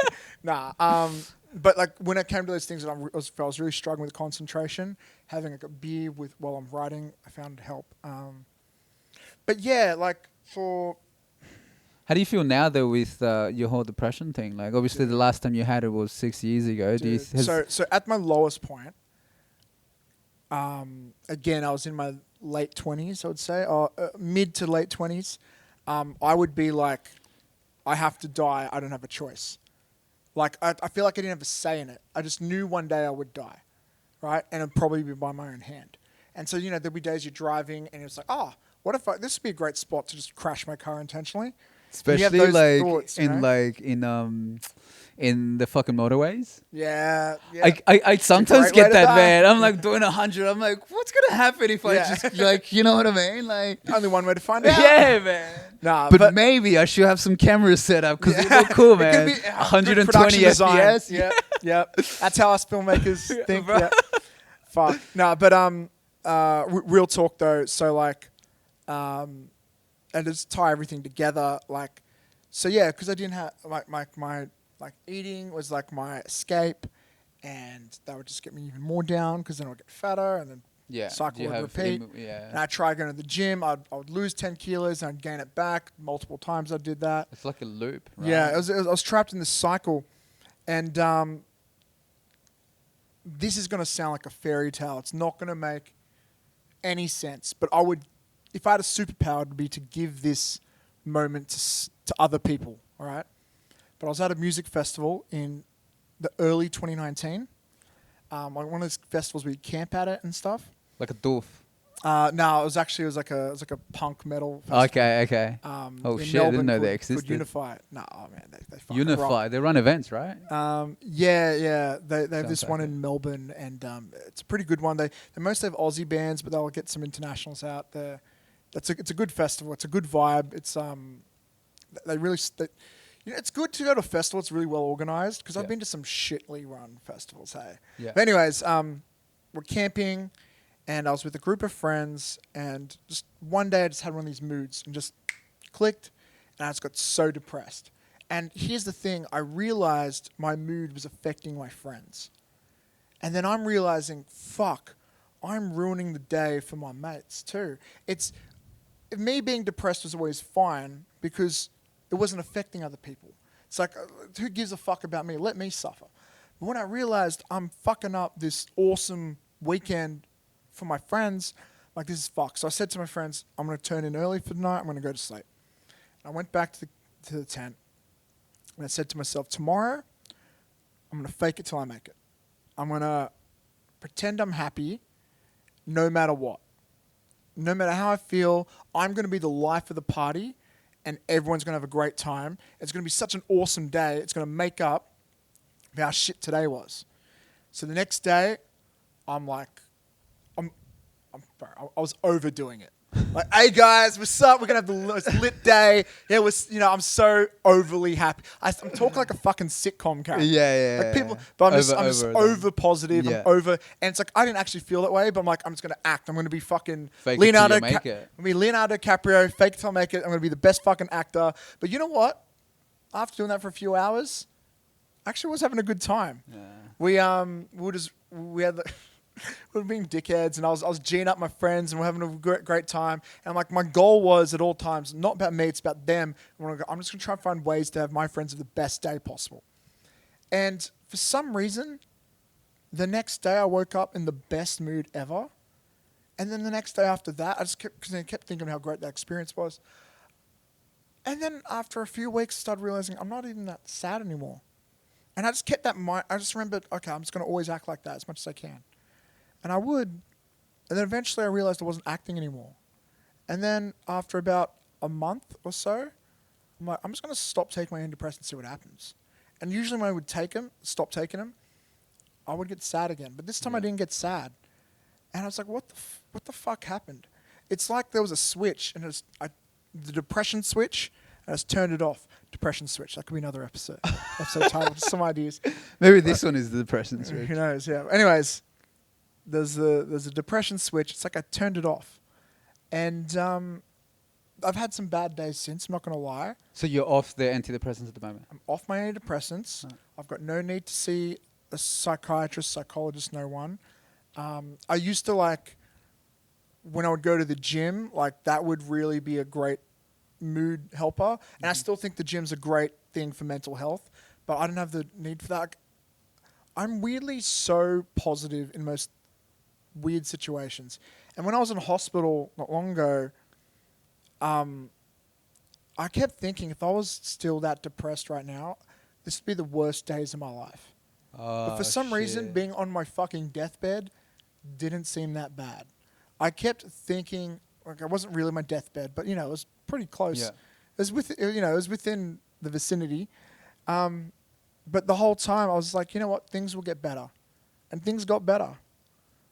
I can't fucking explain it, man, but it's like I found the depression switch and I turned it off. Yeah. Well, as soon as you started to realize that, you know what I mean? Like, my depression is bringing my friends down, who I care and who I love. Like, I don't want that for them. Dude, I got so mad. I've always felt, depression always made me sad, but that was the first time ever I got mad at my depression. Like, you gotta remember, like, depression is like an evil demon whose sole goal is to ruin your life, right? Yeah. And I never looked at it that way. I was always like, this is what I am. My depression's telling me I'm worthless, so I am worthless. I'm useless, I suck, I'm shit. But I was looking at this depression demon for the first time. I was like, fuck you. You can fuck with me as much as you want, but you don't fuck with my friends. Yeah. Fuck you, you know? And so then I was like, fuck this depression cunt. I'm going to fuck it off. And I guess I just pretended I didn't have depression, and then eventually... You didn't. I guess I guess I didn't. Like, yeah. Like I don't want to say it's gone completely, because I feel like depression is, you know, it's like the Babadook. You can't get rid of it. It's always going to be there. But well, you're gonna have some days, man, that you know it's gonna come back. But man, it's like I'm a whole new person now. Fuck. Just from going to that festival. Did you take any psychedelics? No, I got drunk as fuck. Okay. But I'm sure you didn't take some LSD. Look, like maybe someone spiked me. I don't know about it. Spike you, man. But honestly, it was my like weird moment was just me being mad at my depression. I realized this was this being trying to destroy not just me but my friends, and I'm like, I'm not going to let it affect other people. And somehow, you know, I spent my whole life trying to beat this fucking monster, and something clicked that day. And if I had a superpower, it would be that I could give that switch to other people to turn off. Because there's nothing worse than seeing a friend go through that shit. I think the best thing you could do is like be open and share it, like in a podcast like this. So if people watch it that actually do have depression, they can see it that way. Yeah. Well, good thing we're recording. That is recording, right? Yeah, everything's recording. This is another thing that I like about. I've been on a lot of podcasts. This is the deepest I've ever gotten. I can't believe I'm saying this shit, bro. This is tripping me the fuck out. Man, like it's funny, but people tell me that like there's something about me that just makes people feel so comfortable that they talk about the deep shit without even like not meaning it, but like not realizing all the stuff that they talked about. Yeah. And then they watch this back and they're like, oh shit, I went deep, man. Like I've not told anyone this, but I said it in here, and it's like shit. It's funny. Man. Before the camera was rolling, you said to me, "I'd prepare for this," and I was like, "Now, what I've figured out from what I have heard of your podcast is you can't prepare for this." And I'm fucking glad I didn't. I did not plan You to did say any not of this know shit, my it was friend. gonna happen, No, man. this was not meant to happen. Yeah. But it's good. It's cathartic to talk about it. I've always been a big believer, especially with like depression, is talking about it does help. The thing is, the step 2, which I think a lot of people forget, is you got to have action as well as talking. Yeah. You can't just talk; you got to act as well. So like talking about it's great, but like if I was still dark, I would know. Hopefully, I would know. The next step is to get help or whatever. And Yeah. for anyone out there who does have depression and you are looking for ways to help, like honestly, a lot of people say it's medication. A lot of people might say it's the gym. A lot of people might say it's therapy. But really, it's a combination. Like the medicine will help balance you out, but like that shit can only do so much. It just levels the playing field, you know? Yeah. If Well, it's working, I feel like if you're the taking medicine right is just stuff. numbing. Yeah. a lot. Oh man, there were some days where I felt so numb Yeah. on meds. Like, Because it's stopping, like the meds is helping you to stop feeling. yeah, and sometimes it affects the good shit, you know? Yeah. And sometimes there are side effects, like it can make you gain weight. The Yeah, first that's one I a ever lot of was side took effects that. from And fucking some's going to affect you like sexually, which Yeah. isn't good. No, like sex drive. Yeah, which, oh man, I feel so sorry for people dealing with that shit, because sex is a great way to make yourself feel better. You know, 100%. it's a massive ego booster. You know, even sex like pizza. Even the shit pizza is still a good pizza. You know, Even like the Yeah. pizza with what is it? Pineapple? Pineapple. Yeah. man, I will defend pineapple on pizza. I don't mind. reckon it's I good. rate it. Yeah, I rate it, man. me I too. think I've grown up with it, so it's Same. like just normal It to. gets to a bad that rap. It gets a bad rap. Yeah, I think it's like people. Yeah. There are yeah, worse definitely. things you could put on pizza. Like some people have potato on pizza. Bro, That I don't blows my mind that. mind. I don't Nah? mind. The only thing that I don't kind of feel weird about is anchovies. It's just so salty, man. It's just like, yeah, I I'm can't not a do it. fan of anchovies in general. Yeah. My dad loves it though. I would not be able to do it. Yeah. Like- but yeah, sorry, just to finish that. Yeah, like medicine is good, but it's only half the battle. Yeah. And I do think it gets a bad rap, but like you've got to have that with preferably therapy. Yeah. Or at least go to the gym. Even just talking about it to Yeah. your friends. It helps. It Yeah. helps. But the problem I think some people have is like they'll be trapped in a loop of talking, and that's good. It's a good first step, but it's No the action. first step. You need to follow the talking with action. Yeah. Like Need when you to do talk to something. someone, you will feel better about it, and it will get you out of those dark spots a little bit, hopefully. But you need to follow it up with like then getting help. Yeah. Or even if it's just going to the gym. See, but like Yeah. the thing is, But see, gym has helped too. That's what I mean. yeah, and like what happens like chemically, like if we go to the gym, there's actual chemicals that gets released from our brain which makes us feel Yeah. good, like endorphins And that's or the like idea. whatever it may be. So like chemically is actually doing something good for you. And I think like when you realized how much, you know, your friends were getting affected by you being depressed and you kind of flipped the switch, you already started to rehearse and like by acting, you know what I mean, like by like putting this act, you're kind of like rehearsing your brain to be creating these chemicals within your brain. So it's like it's like going to the gym and like actually getting all those chemicals out, but this time you were faking it, but your brain was believing that you were. So that's how it was like, okay, Yeah. actually, you know what? I'm actually feeling good. Like, and then 1 week, 2 weeks later, that acting became just a habit. And then It's- your habit was like, fuck, like I don't need to take these antidepressants anymore. Totally, man. It's so trippy how this conversation's come full circle with the whole fake it till you make Bro, it. yeah, right? And it's crazy because like today for some reason, like I created a post on my story which said it's okay to ask for help. And like I have no idea. You've probably seen it. Have you seen it? I did see you had some quotes, but I can't remember. Yeah, well there was But one. I remember they had a purple background, and I think for one of them, True, was it no. violet, this maybe? this is just I think a photo I took at a beach. Oh, Because okay. like I take a lot of I film. didn't see that one yet. I take a lot of photos on film. But Kodak sort of. Yeah, like 35 mil. Oh, sweet. So I've got like a point and shoot, and I also have like a DSLR almost with an interchangeable lens that takes film. And bro, like I've taken some nice photos. So then I'm like, bro, I can just add quotes to these photos and put it up. And bro, and today for some reason I was like, it's okay to ask for help. But at the same Bloody time, hell. I do have like a holistic counselor who I used to see every fortnight. Sorry, holistic counselor. Can you explain that? Yeah, so like essentially is like a psychologist or like a counselor, right? That we talk about my problems. Yeah. But we'll talk for like the first 10, 15 minutes about my problems, and then we'll drop into like guided meditation. So with my problems, we'll go into a like guided meditation, and then we'll try to question why I'm feeling those ways. Oh shit. Okay. And then like that's what essentially goes through, and then we come out of meditation, and then we talk about it more and how we can integrate it in my life, I guess. So it's like counseling, but we do meditation. That's pretty cool. We do like sound healing. Like there's different other things that we do, which is kind of, I guess, holistically, or like it's like a holistic approach of counseling. So today I messaged her and I'm like, hey, I'm due back for a session. And that's why I think I was like, it's okay to ask for help. Like, Yeah. I know I need help, especially because I've been having way too much fun. It's funny because at the beginning of this podcast, like earlier this year, I wanted to move to Queensland. I wanted to move to Gold Coast because I had met so many beautiful people that live in Gold Coast who live in Brisbane, in Queensland. There was so much my vibe. Like they were essentially like my tribe, and I didn't have anyone in Sydney that was very like me, like spiritual in a sense. I like to do this, like to do that.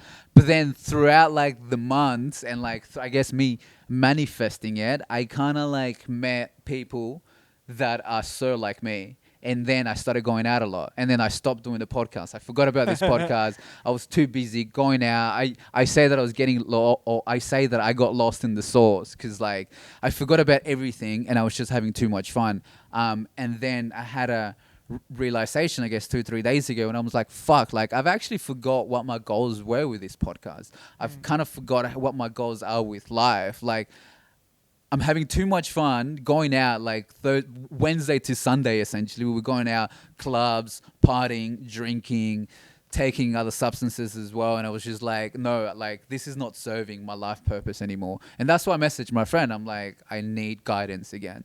Damn. And then that's why I wrote, it's okay to ask for help. But then we're talking about all this, and it's just like, everything's so connected, man. It trips me out. Fun. It's crazy, like just before we were rolling, how we found other connections, like, got a poster for Clip TV. Yeah, and I was a judge for them at the last yeah, and I've never I've done worked before, with those guys for a bit. But that's crazy. good, man. It's cool that you've letting me know because and now Marty like, was like my mentor for stand-up comedy. yeah, true. Fuck, that's crazy, bro. Yeah. Well, like I didn't even like I only met Marty like at that clipped, right? Right. And then the week after that, I was going to a Dorf, like a festival, Dragon Dreaming. Yeah. And Marty's like, oh, I'm going there too. And I was like, no way. And he's like, yeah, I'm actually like running this like comedy stuff, like stand-up comedy where like At I'm the the Dorf. host. Yeah, he was the that's host for wild. it. Bro, crazy shit, man. I'm like, bro, how is this shit happening, man? Oh. Fucking life is pretty good. Of course he did comedy at a Dorf.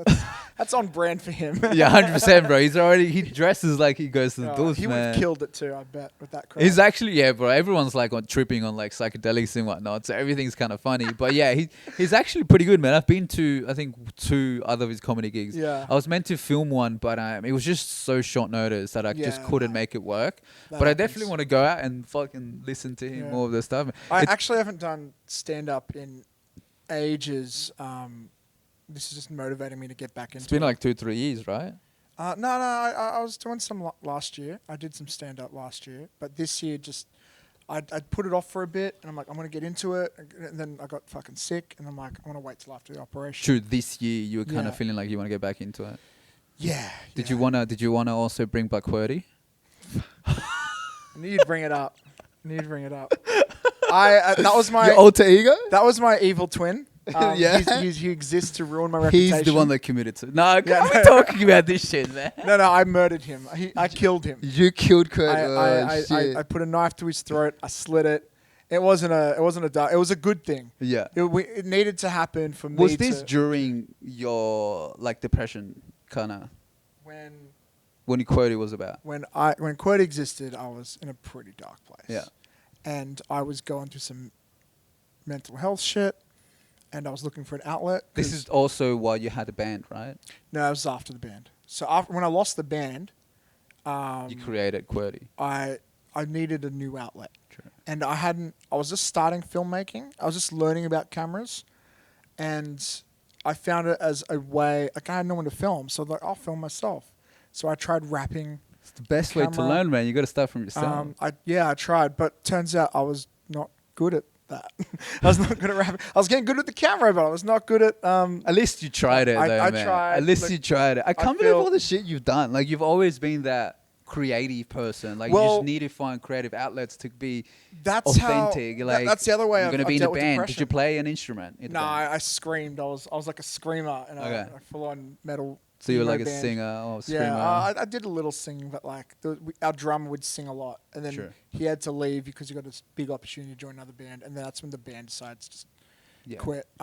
But so it was that, always- and then QWERTY, and then you got into filmmaking, directing, and acting still. yeah, and I then think film stand-up was comedy. stand up, and then What's next for in you? between that, I think there's been some other shit. But next for me, there's been a few things in my mind. Like the goal will always be around filmmaking. Yeah. A feature film is really the big goal right now. But other stuff, man, I've always wanted to design a video game. True. I've got ideas. I would love to make a video game, but that's such a resource-intensive thing. Yeah. It'd be really you just hard. need to know the right people. Yeah. It's all And about I'll knowing. not just know the right people, but get them to believe in me and wanting to work with it for an affordable price because it'd be so expensive. So a video game, for sure. I feel like slam poetry is kind of interesting. I don't know if I'd be any good at it. I feel like I wouldn't, but I'd love to try it at least once. There are a few poetry gigs happening now around the city. I know I've Marty, been I to think, one. has done some. True. know, Okay. so- Yeah, I did go one with Sam actually. Ah, It wasn't cool. with Marty, but it was with Sam. But it was like spoken word. Yeah. Oh, yeah. Poetry. So spoken word slam. Yeah. I know. But it's kind of cool. I even want to be like, because like sometimes I come up with sentences and I'm like, this sounds cool, so I write it down. Yeah, yeah. So I'm like, maybe I should just expand that a bit more, and that becomes a poem, and then I can stand up and talk about it. I think actually one that's really realistic in the near future is I want to do a comic. Because when I was a little kid, Like print it, like print comic, or I want to physically hold it in my hand. It would be cool if it's digital too, but like what got me into storytelling was comics. I was such a comic book kid as growing like up. Marvel comics. Bro, Marvel, a little bit of DC. I also loved the Phantom. I even like some of like the weird like comedy ones you'd see like fucking, I don't know, like Asterix and all that shit, and Felix the Cat. I remember, no, was he a comic? Yeah, but mostly Marvel though. Yeah. And when I really got into filmmaking, it just reminded me of, I used to draw comics as a kid. I used to do a little bit of animation as well. I taught myself in like year 6. But I really wanted to do a comic. I still remember ideas I had when I was like fucking 10 years old. I'm like, that'd be a cool superhero. That'd Yeah. be cool. Yeah, but like I can't not be creative. I have to. It's like, if I don't, like I start feeling depressed. And I find that's been my favorite way to battle depression. Just keep having an outlet, keep creating cool shit, and just be dope. Make cool shit. It feels cool. It's so rewarding to make something and then look at it. Yep. And go, I did that. Now, every now and then, I'll go back and I'll listen to my old band, or I will watch a video I did on YouTube, and I'll be like, sorry, which one? Which videos? Which video? Oh, Videos that filmmaking ones at youtube.com/VellaMattFilms and no other videos. The rap stuff is the only stuff I have no pride for. It's like a feeling of accomplishment, though, being able to see something that you've created, and you're like, I did that. Like, You know it what? cheers you up. It's like, Yeah, like when I was a kid, I never understood like the urge some women had to be a mother. Like they're like, I really want to be a mum one day. Right? Like it'd be like a thing Things that have changed. identifies them. But now, like one, I get it because I'm old and like I want to be a dad one day. But two, it's also like I realize that's just an extreme version of what I have when I create something.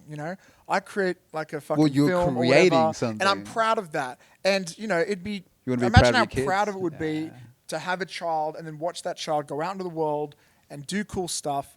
Like I get it now. I get I made the that appeal. kid. Yeah. It's mine. Like, dude, how cool must it feel to be like a parent of like a celebrity or someone who like like Yeah. an Olympic athlete So or something? proud. You'd be like, that's You should my always boy. be proud of your Yeah. kids, man. I mean, you should always do it, Yeah. but like even like when you see parents like their 5-year-old draws like a drawing in class, they stick it in the fridge. Yeah, like, yeah, you proud know, parent, yeah, of course. You might be like, as a young, you'd be like, man, fuck that kid. That kid can't draw for shit, But now, and you're You older, fucking bully. Yeah, you fucking, what? Fucking can't even use the right crayon. You can't even color in between the lines. But then, if that was my kid, I'd be like, fuck yeah, look, my Yeah. kid drew eyes and hair and.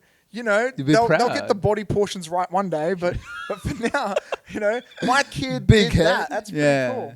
And my sister has a baby now, and the other day, just the other week, said my name. She said, called me Matt for the first time. True. How old is the baby? I think a bit over 1. True. I don't see her a lot, to be honest. But like we was like Uncle Matt, and like she's still saying that and ba, and like Yeah. she can start like I think she can say dad and I think she can say mum. She can say a few words. We just kept pointing at Matt, and then eventually she's like Matt. I'm like, she finally got my Said name my right, name. and that Yeah, was like, wow. even though it's not my kid, I still felt some sense of pride, and Yeah. that was like an Well, amazing it's- moment for me, Yeah. It's So almost I an get it now. extension of you. Yeah, Yeah. in a way, and like I get the appeal now, Of having kids. Or are you trying to tell something to your missus at the moment? Maybe not right now, but down the track. in the distant future? It's in the future, I would say for sure. Oh man, so we've been like running I think for just a bit over an hour and a half. Okay. It's 9 o'clock already. Fuck, is it? Damn. So I don't know. I think maybe we should start to wrap it up. But Yeah, man, this has been a journey. bro, I hope so. I hope it's been a positive journey. No, I've had a good time. Yeah. By the way, again, just this setup is so cool. This is such a dope setup. Setup, I know man, this isn't your final form because I know No, normally we this have more is not the colors final and stuff. form. Like I do want to change it a little bit because like this it has always been. So I Yeah. did not move anything. The only thing I did was set up the cameras, the lights. That's it. Right. Everything else has always been like this. Like, cause like I can't again- stop looking at this monitor here. I think yeah, it's so dope. well, I usually turn it off. So I usually set up the cameras and then I turn it off. I just think it's so cool, but it's like, It's just so it feels so professional, right? Like, guy, it for feels all the like- tech heads out here, this one right here, this wide shot, that's a fucking red. Who shoots a podcast with a red? That's bonkers people that to me. have reds. I just think it's so cool. Like I just think it's so fucking cool. Like, yeah. Your whole like studio setup, everything you got Let's here, man, not is talk. awesome. Let's not talk too much about money Oh, because sorry. I'm scared.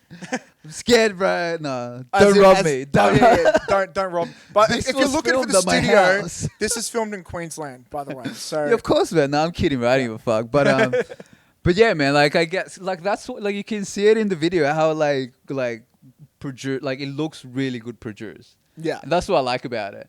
And but like I so respect like that so so like much, so man. like the content doesn't have to be. I mean, obviously you want it to be of quality, but if it looks, like if it looks good, people are gonna watch it. yeah. Well, yeah, I agree. Yeah, I agree for sure. But you still need to have somewhat of I guess something to talk about.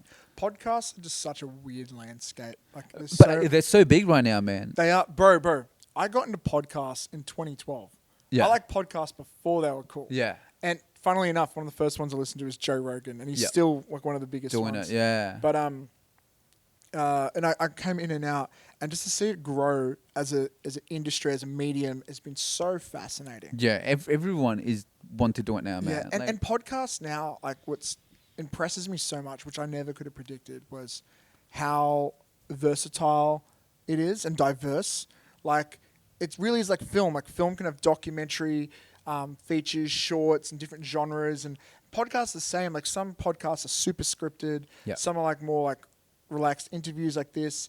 The terms of quality of what is acceptable is amazing too. Like some of them are just Zoom recordings, and that's fine. But then yeah, you can have some because like in crazy that it's more about the productions. content. You know what I mean? Yeah, but like, I Like don't it know, I needs just to find look really good, interesting. man. It needs to look good. Like people that have big following on social media, it's because the content is like looks good. Well, it's insane. Some people attractive. have these fancy studios that clearly cost hundreds of thousands of dollars. Like, who would have thought like this medium would have taken off like that?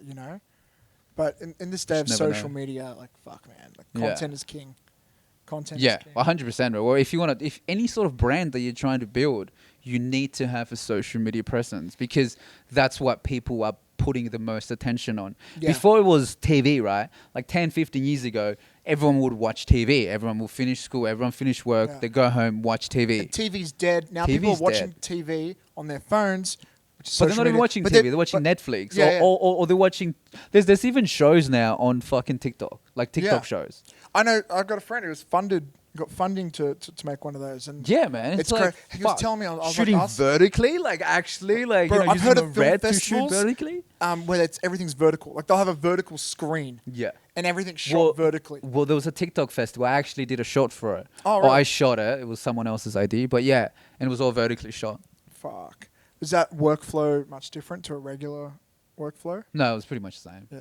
It's just like tilting the camera side. That's literally it. Yeah. That's Um, cool. But yeah, like that was an experience itself. Yeah.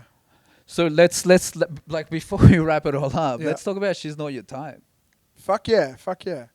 So this is a film that you wrote, directed. Wrote, directed, You also acted in it, I edited. think. Yeah, I do a little bit of acting. I wasn't supposed to.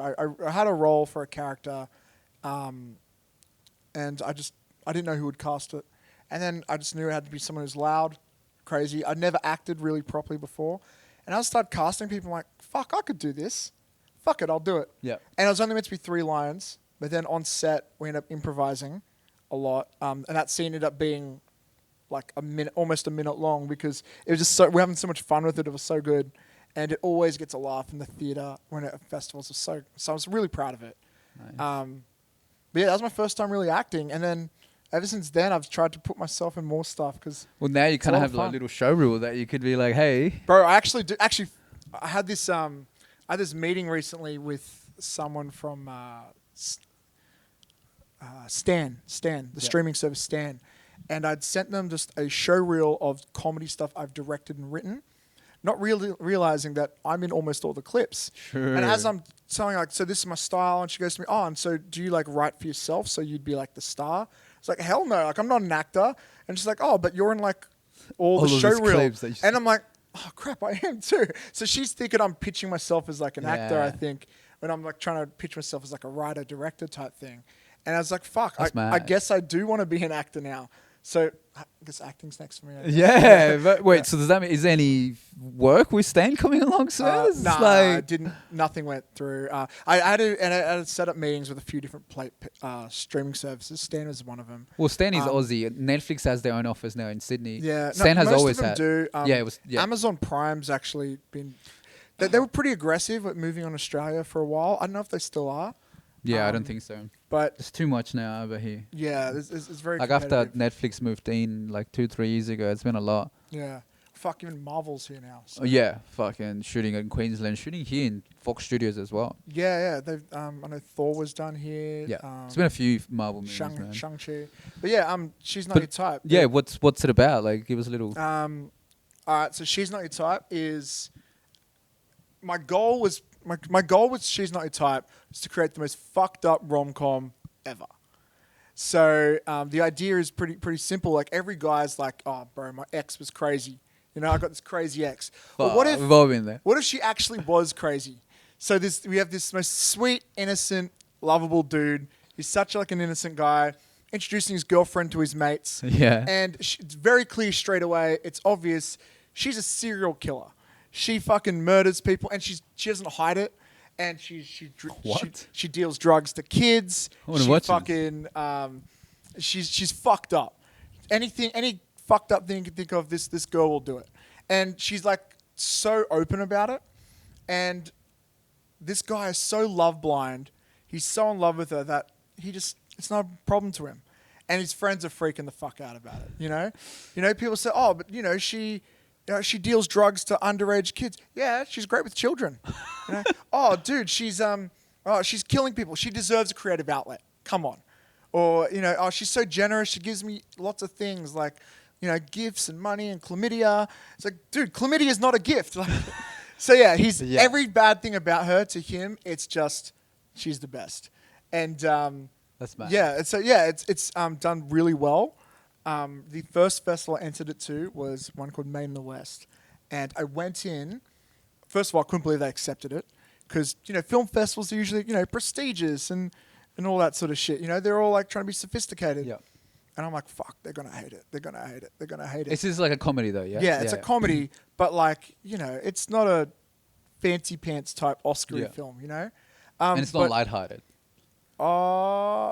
In a sense? There's a bit of a lighthearted vibe, but like the stuff this girl does is pretty fucked up. Yeah. But yeah, so anyways though, like pretty early on in the film, we got a chuckle at a part that I thought wasn't even that funny.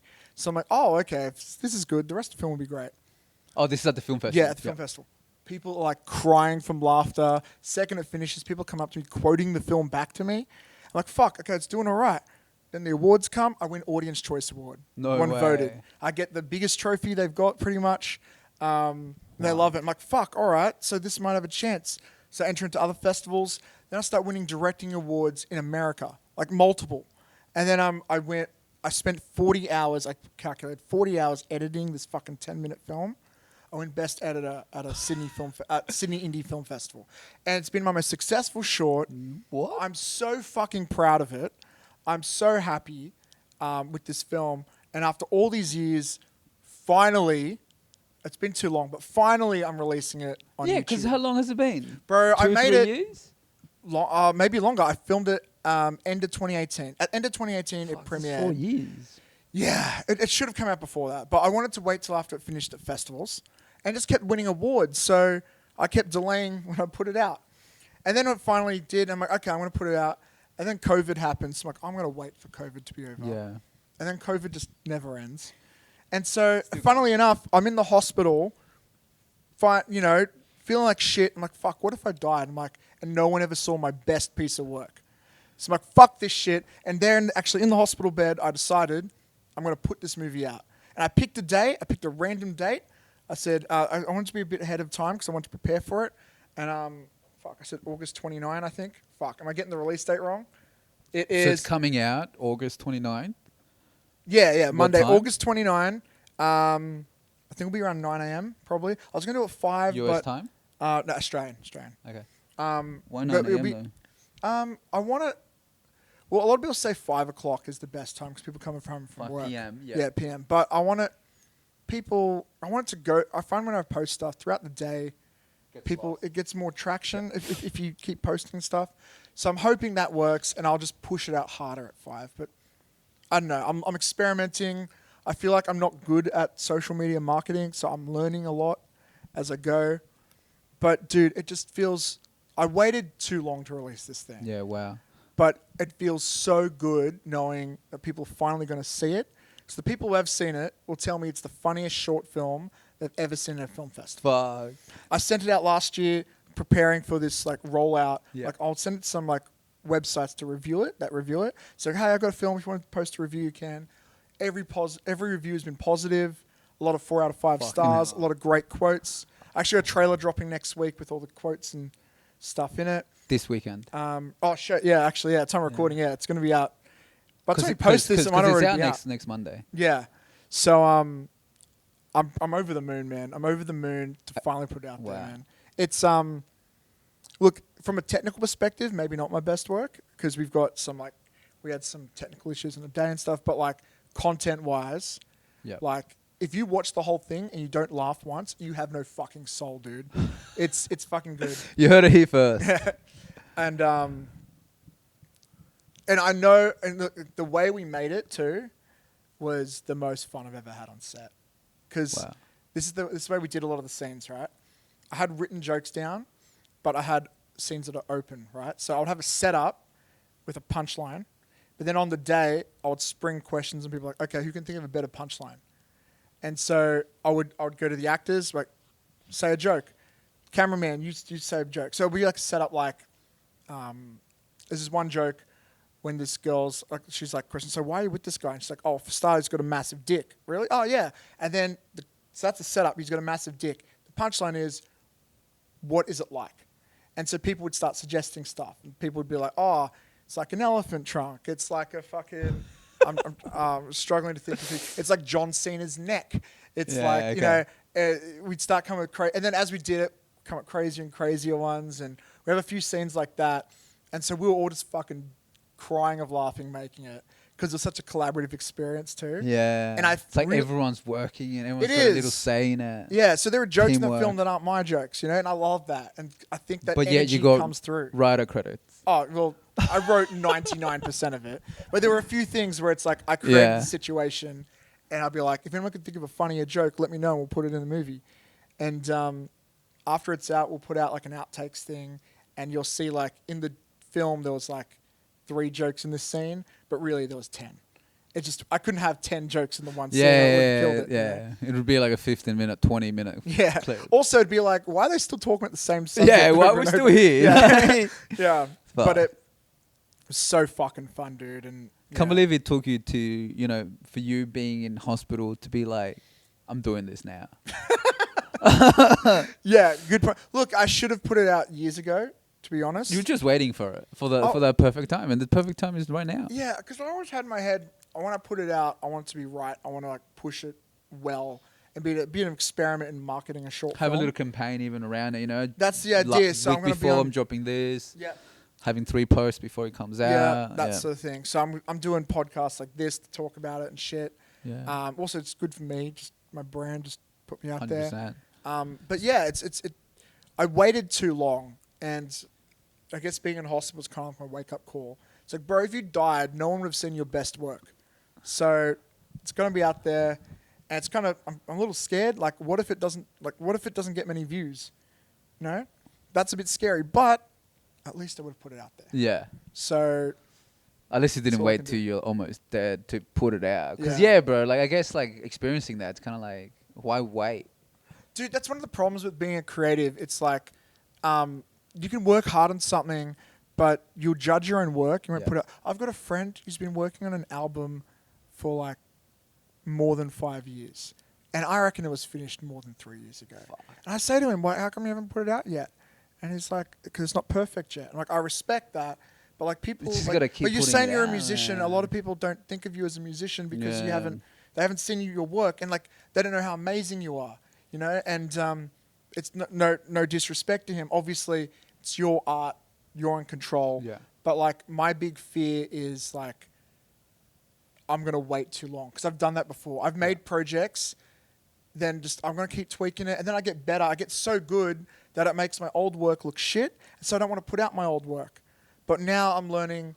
It's good to put your stuff out, Yeah. because then people see you grow as an artist Yeah. as well. 'Cause you People gotta feel keep like they putting it relate out. to you, and so yeah, like even like something like a when I've done podcasting, like for example with you, you're talking right now about how you want to change the background, you're going to work on your setup and all that. People then are going to go back later on, like when you're from some famous podcast with 1 billion subscribers and whatever, people are going to come back to this episode and go, fuck, he didn't have like fucking like a table and all of these Yeah. LED It's lights. all He being, like, did shit progressed. behind it, but they Yeah. can see the progression, Yeah. and they're going to respect you for that because they can see the journey. I think. Yeah. And so it's 100%. kind of good to just be in the moment and put things out Yeah. as they are, I think.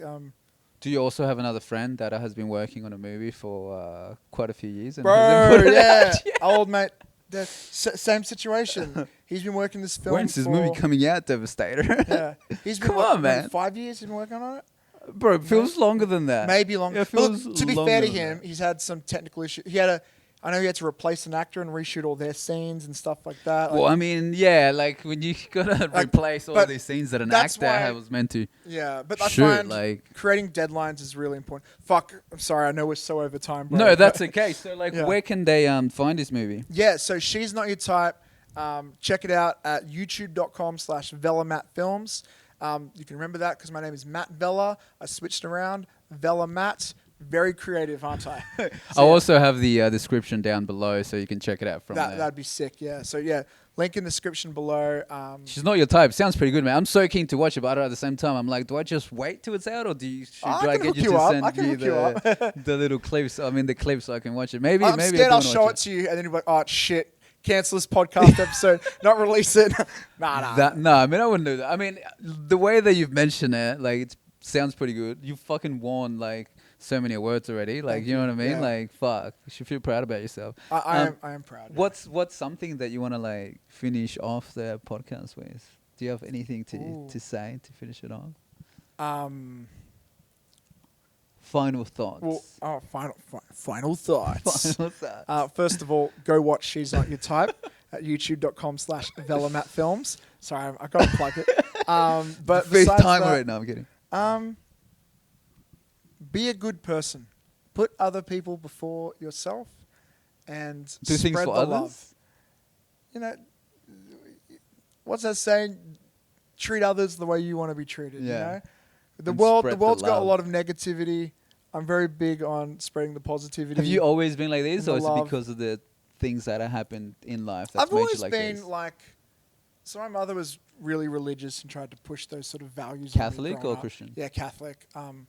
And like, you know, I might not be super religious now, but like I do believe in those core principles of just, you know, because Like the stuff that the Bible actually teaches, you know what I mean? Like without all the there's soul there's lessons some in there. there's some actually, some not crazy everything. science fiction as well, but you know, try and make the world a better Science place. fiction. What do you think this is, Star Wars? But no, but like, I'm a big believer in try and put others before yourself, and like, karma's real, man. Yeah.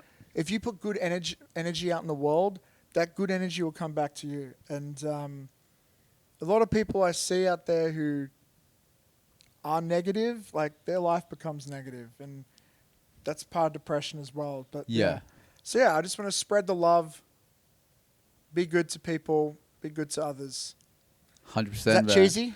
I It's a bit mean, I cheesy. reckon it's pretty good. It's pretty good. You Alright, did. cool. I fucking love it how you mentioned people that are negative online and stuff. There's something that I quoted earlier. I think it was yesterday. Your personality becomes your personal reality, Ooh, and that's it's so good. true, man. What was that? Your personality creates your personal reality. That's pretty So good. like how you act. So if you're angry all the time, or like you watch stuff and you get angry at it, or like you pretty much watch things to get angry at. And if you're True. that type of person, your personal reality is gonna be like that. You know what? That's so true. This YouTuber I used to watch, and he was always so critical of stuff. So I assumed he was a bit of an asshole in real life. And I saw him on a podcast with someone, and he seemed like a pretty chill dude. I'm like, oh fuck! I just assumed he was a bad, negative person. Yeah. Because he Does that in negative, his he puts video? up his personality this way. Yeah, your personality is your personal. Your reality. personality creates your personal reality. That's a good one. I didn't create that quote. It's actually by Joe Dispenza, Dr. Joe Dispenza. But yeah, bro, it just always comes back to me. I'm like, fuck, it's so true. That's true. But yeah, man. Well, thank you for having you here. Well, thanks for being a guest in my podcast. Now that you we're so back, much. season 2, I Hey, can't yo. wait. We're probably gonna have you back, man, because there was a It would few be an honor. things that I had noted down to talk about. Really? But yeah, man. But I'm glad we went I there wanna know like what they route. I'll show you to you if you want, Alright. or we can talk about it next time. But like, yeah, I'm glad we Okay. went there like route that we went, and we talked about some pretty good stuff, man. Like, Fuck yeah. and I fucking love that because I like talking about stuff like this in the podcast. I know you do. I'm just surprised you got it out of me. I must be good at doing this, man. Yeah. I didn't lose it. No, Dude, but keep it going, man. You got something really special here with this podcast. Thanks, man. It's like there are a million podcasts out there, but like again, this setup you have Yeah. is just so cool, and like your interview style is like fucking amazing as well. And Thanks, it's just man. it's a winning combo. Yeah, and I think you got think like I won't say that about a lot of other podcasts, but like you only say you that got because you're something. here right now, man. Oh fuck, he's on to me, guys. Yeah, I'm He's never figured putting it out. this episode out. Never putting- And I think the No. other thing is because like we're in Sydney, you know what I mean? Like there's no other. I mean, there's obviously podcasts out, but I don't see there's many podcasts out there that are from Sydney that are talking about the stuff that I'm talking about. Yes, podcast is Yeah. very saturated worldwide, but locally, like you always kind of want to support your local artists, right? Fuck Essentially, yeah, that's what I'm kind 100%. of doing. Yeah. And like, there's not much, or there's no many podcasts like this out there that are Sydney based, which I love. And then like, bro, because I was not on Instagram for like 3-4 years. I only just came back, and I'm starting to see that there's a lot of influencers that are very like me. So I'm like, fuck, I can get them onto my Dude, podcast. it's a vibe that does connect with people. Yeah. Fortunately, So I'm I think a lot excited. of the successful podcasts I feel like are kind of toxic, especially with dudes. Like it's either promoting like financial shit where it's like, that's your value is your money, or it's just like dudes talking about like fucking chicks and Yeah, stuff. yeah, yeah. Which is like, I'm like not saying Andrew it's Tate stuff. like I don't know Andrew if you watch Tate Andrew stuff. Tate Like is like I find, yeah, it's pretty negative vibes. Like he's trying to get a reaction out of people, I think. Yeah. But like, Well, he wants to get a you lot are of the them. opposite vibe, you know. Yeah. And that is a vibe out there, but there isn't. You're right. There isn't a lot of that coming from Sydney that I'm aware of. Yeah, well, At that's what I least mean, with like, the locally. production value you're able to provide. Yeah. So it's a fresh take, man. Yeah. Um, Well, thanks, man. Well, thanks for being yeah. part of it. Might be second episode of season 2, but We'll at least see. you're one of the beginnings. Thank But you so much for yeah, having me. thanks so much for everyone out there watching or listening to the podcast, and hope everyone has a lovely day. Okay. Bye. Laters. Laters. Fuck, bro. How long did we go for, man? 2 fucking hours. I think that camera. That's good. 2 hours is a good length. Yeah, this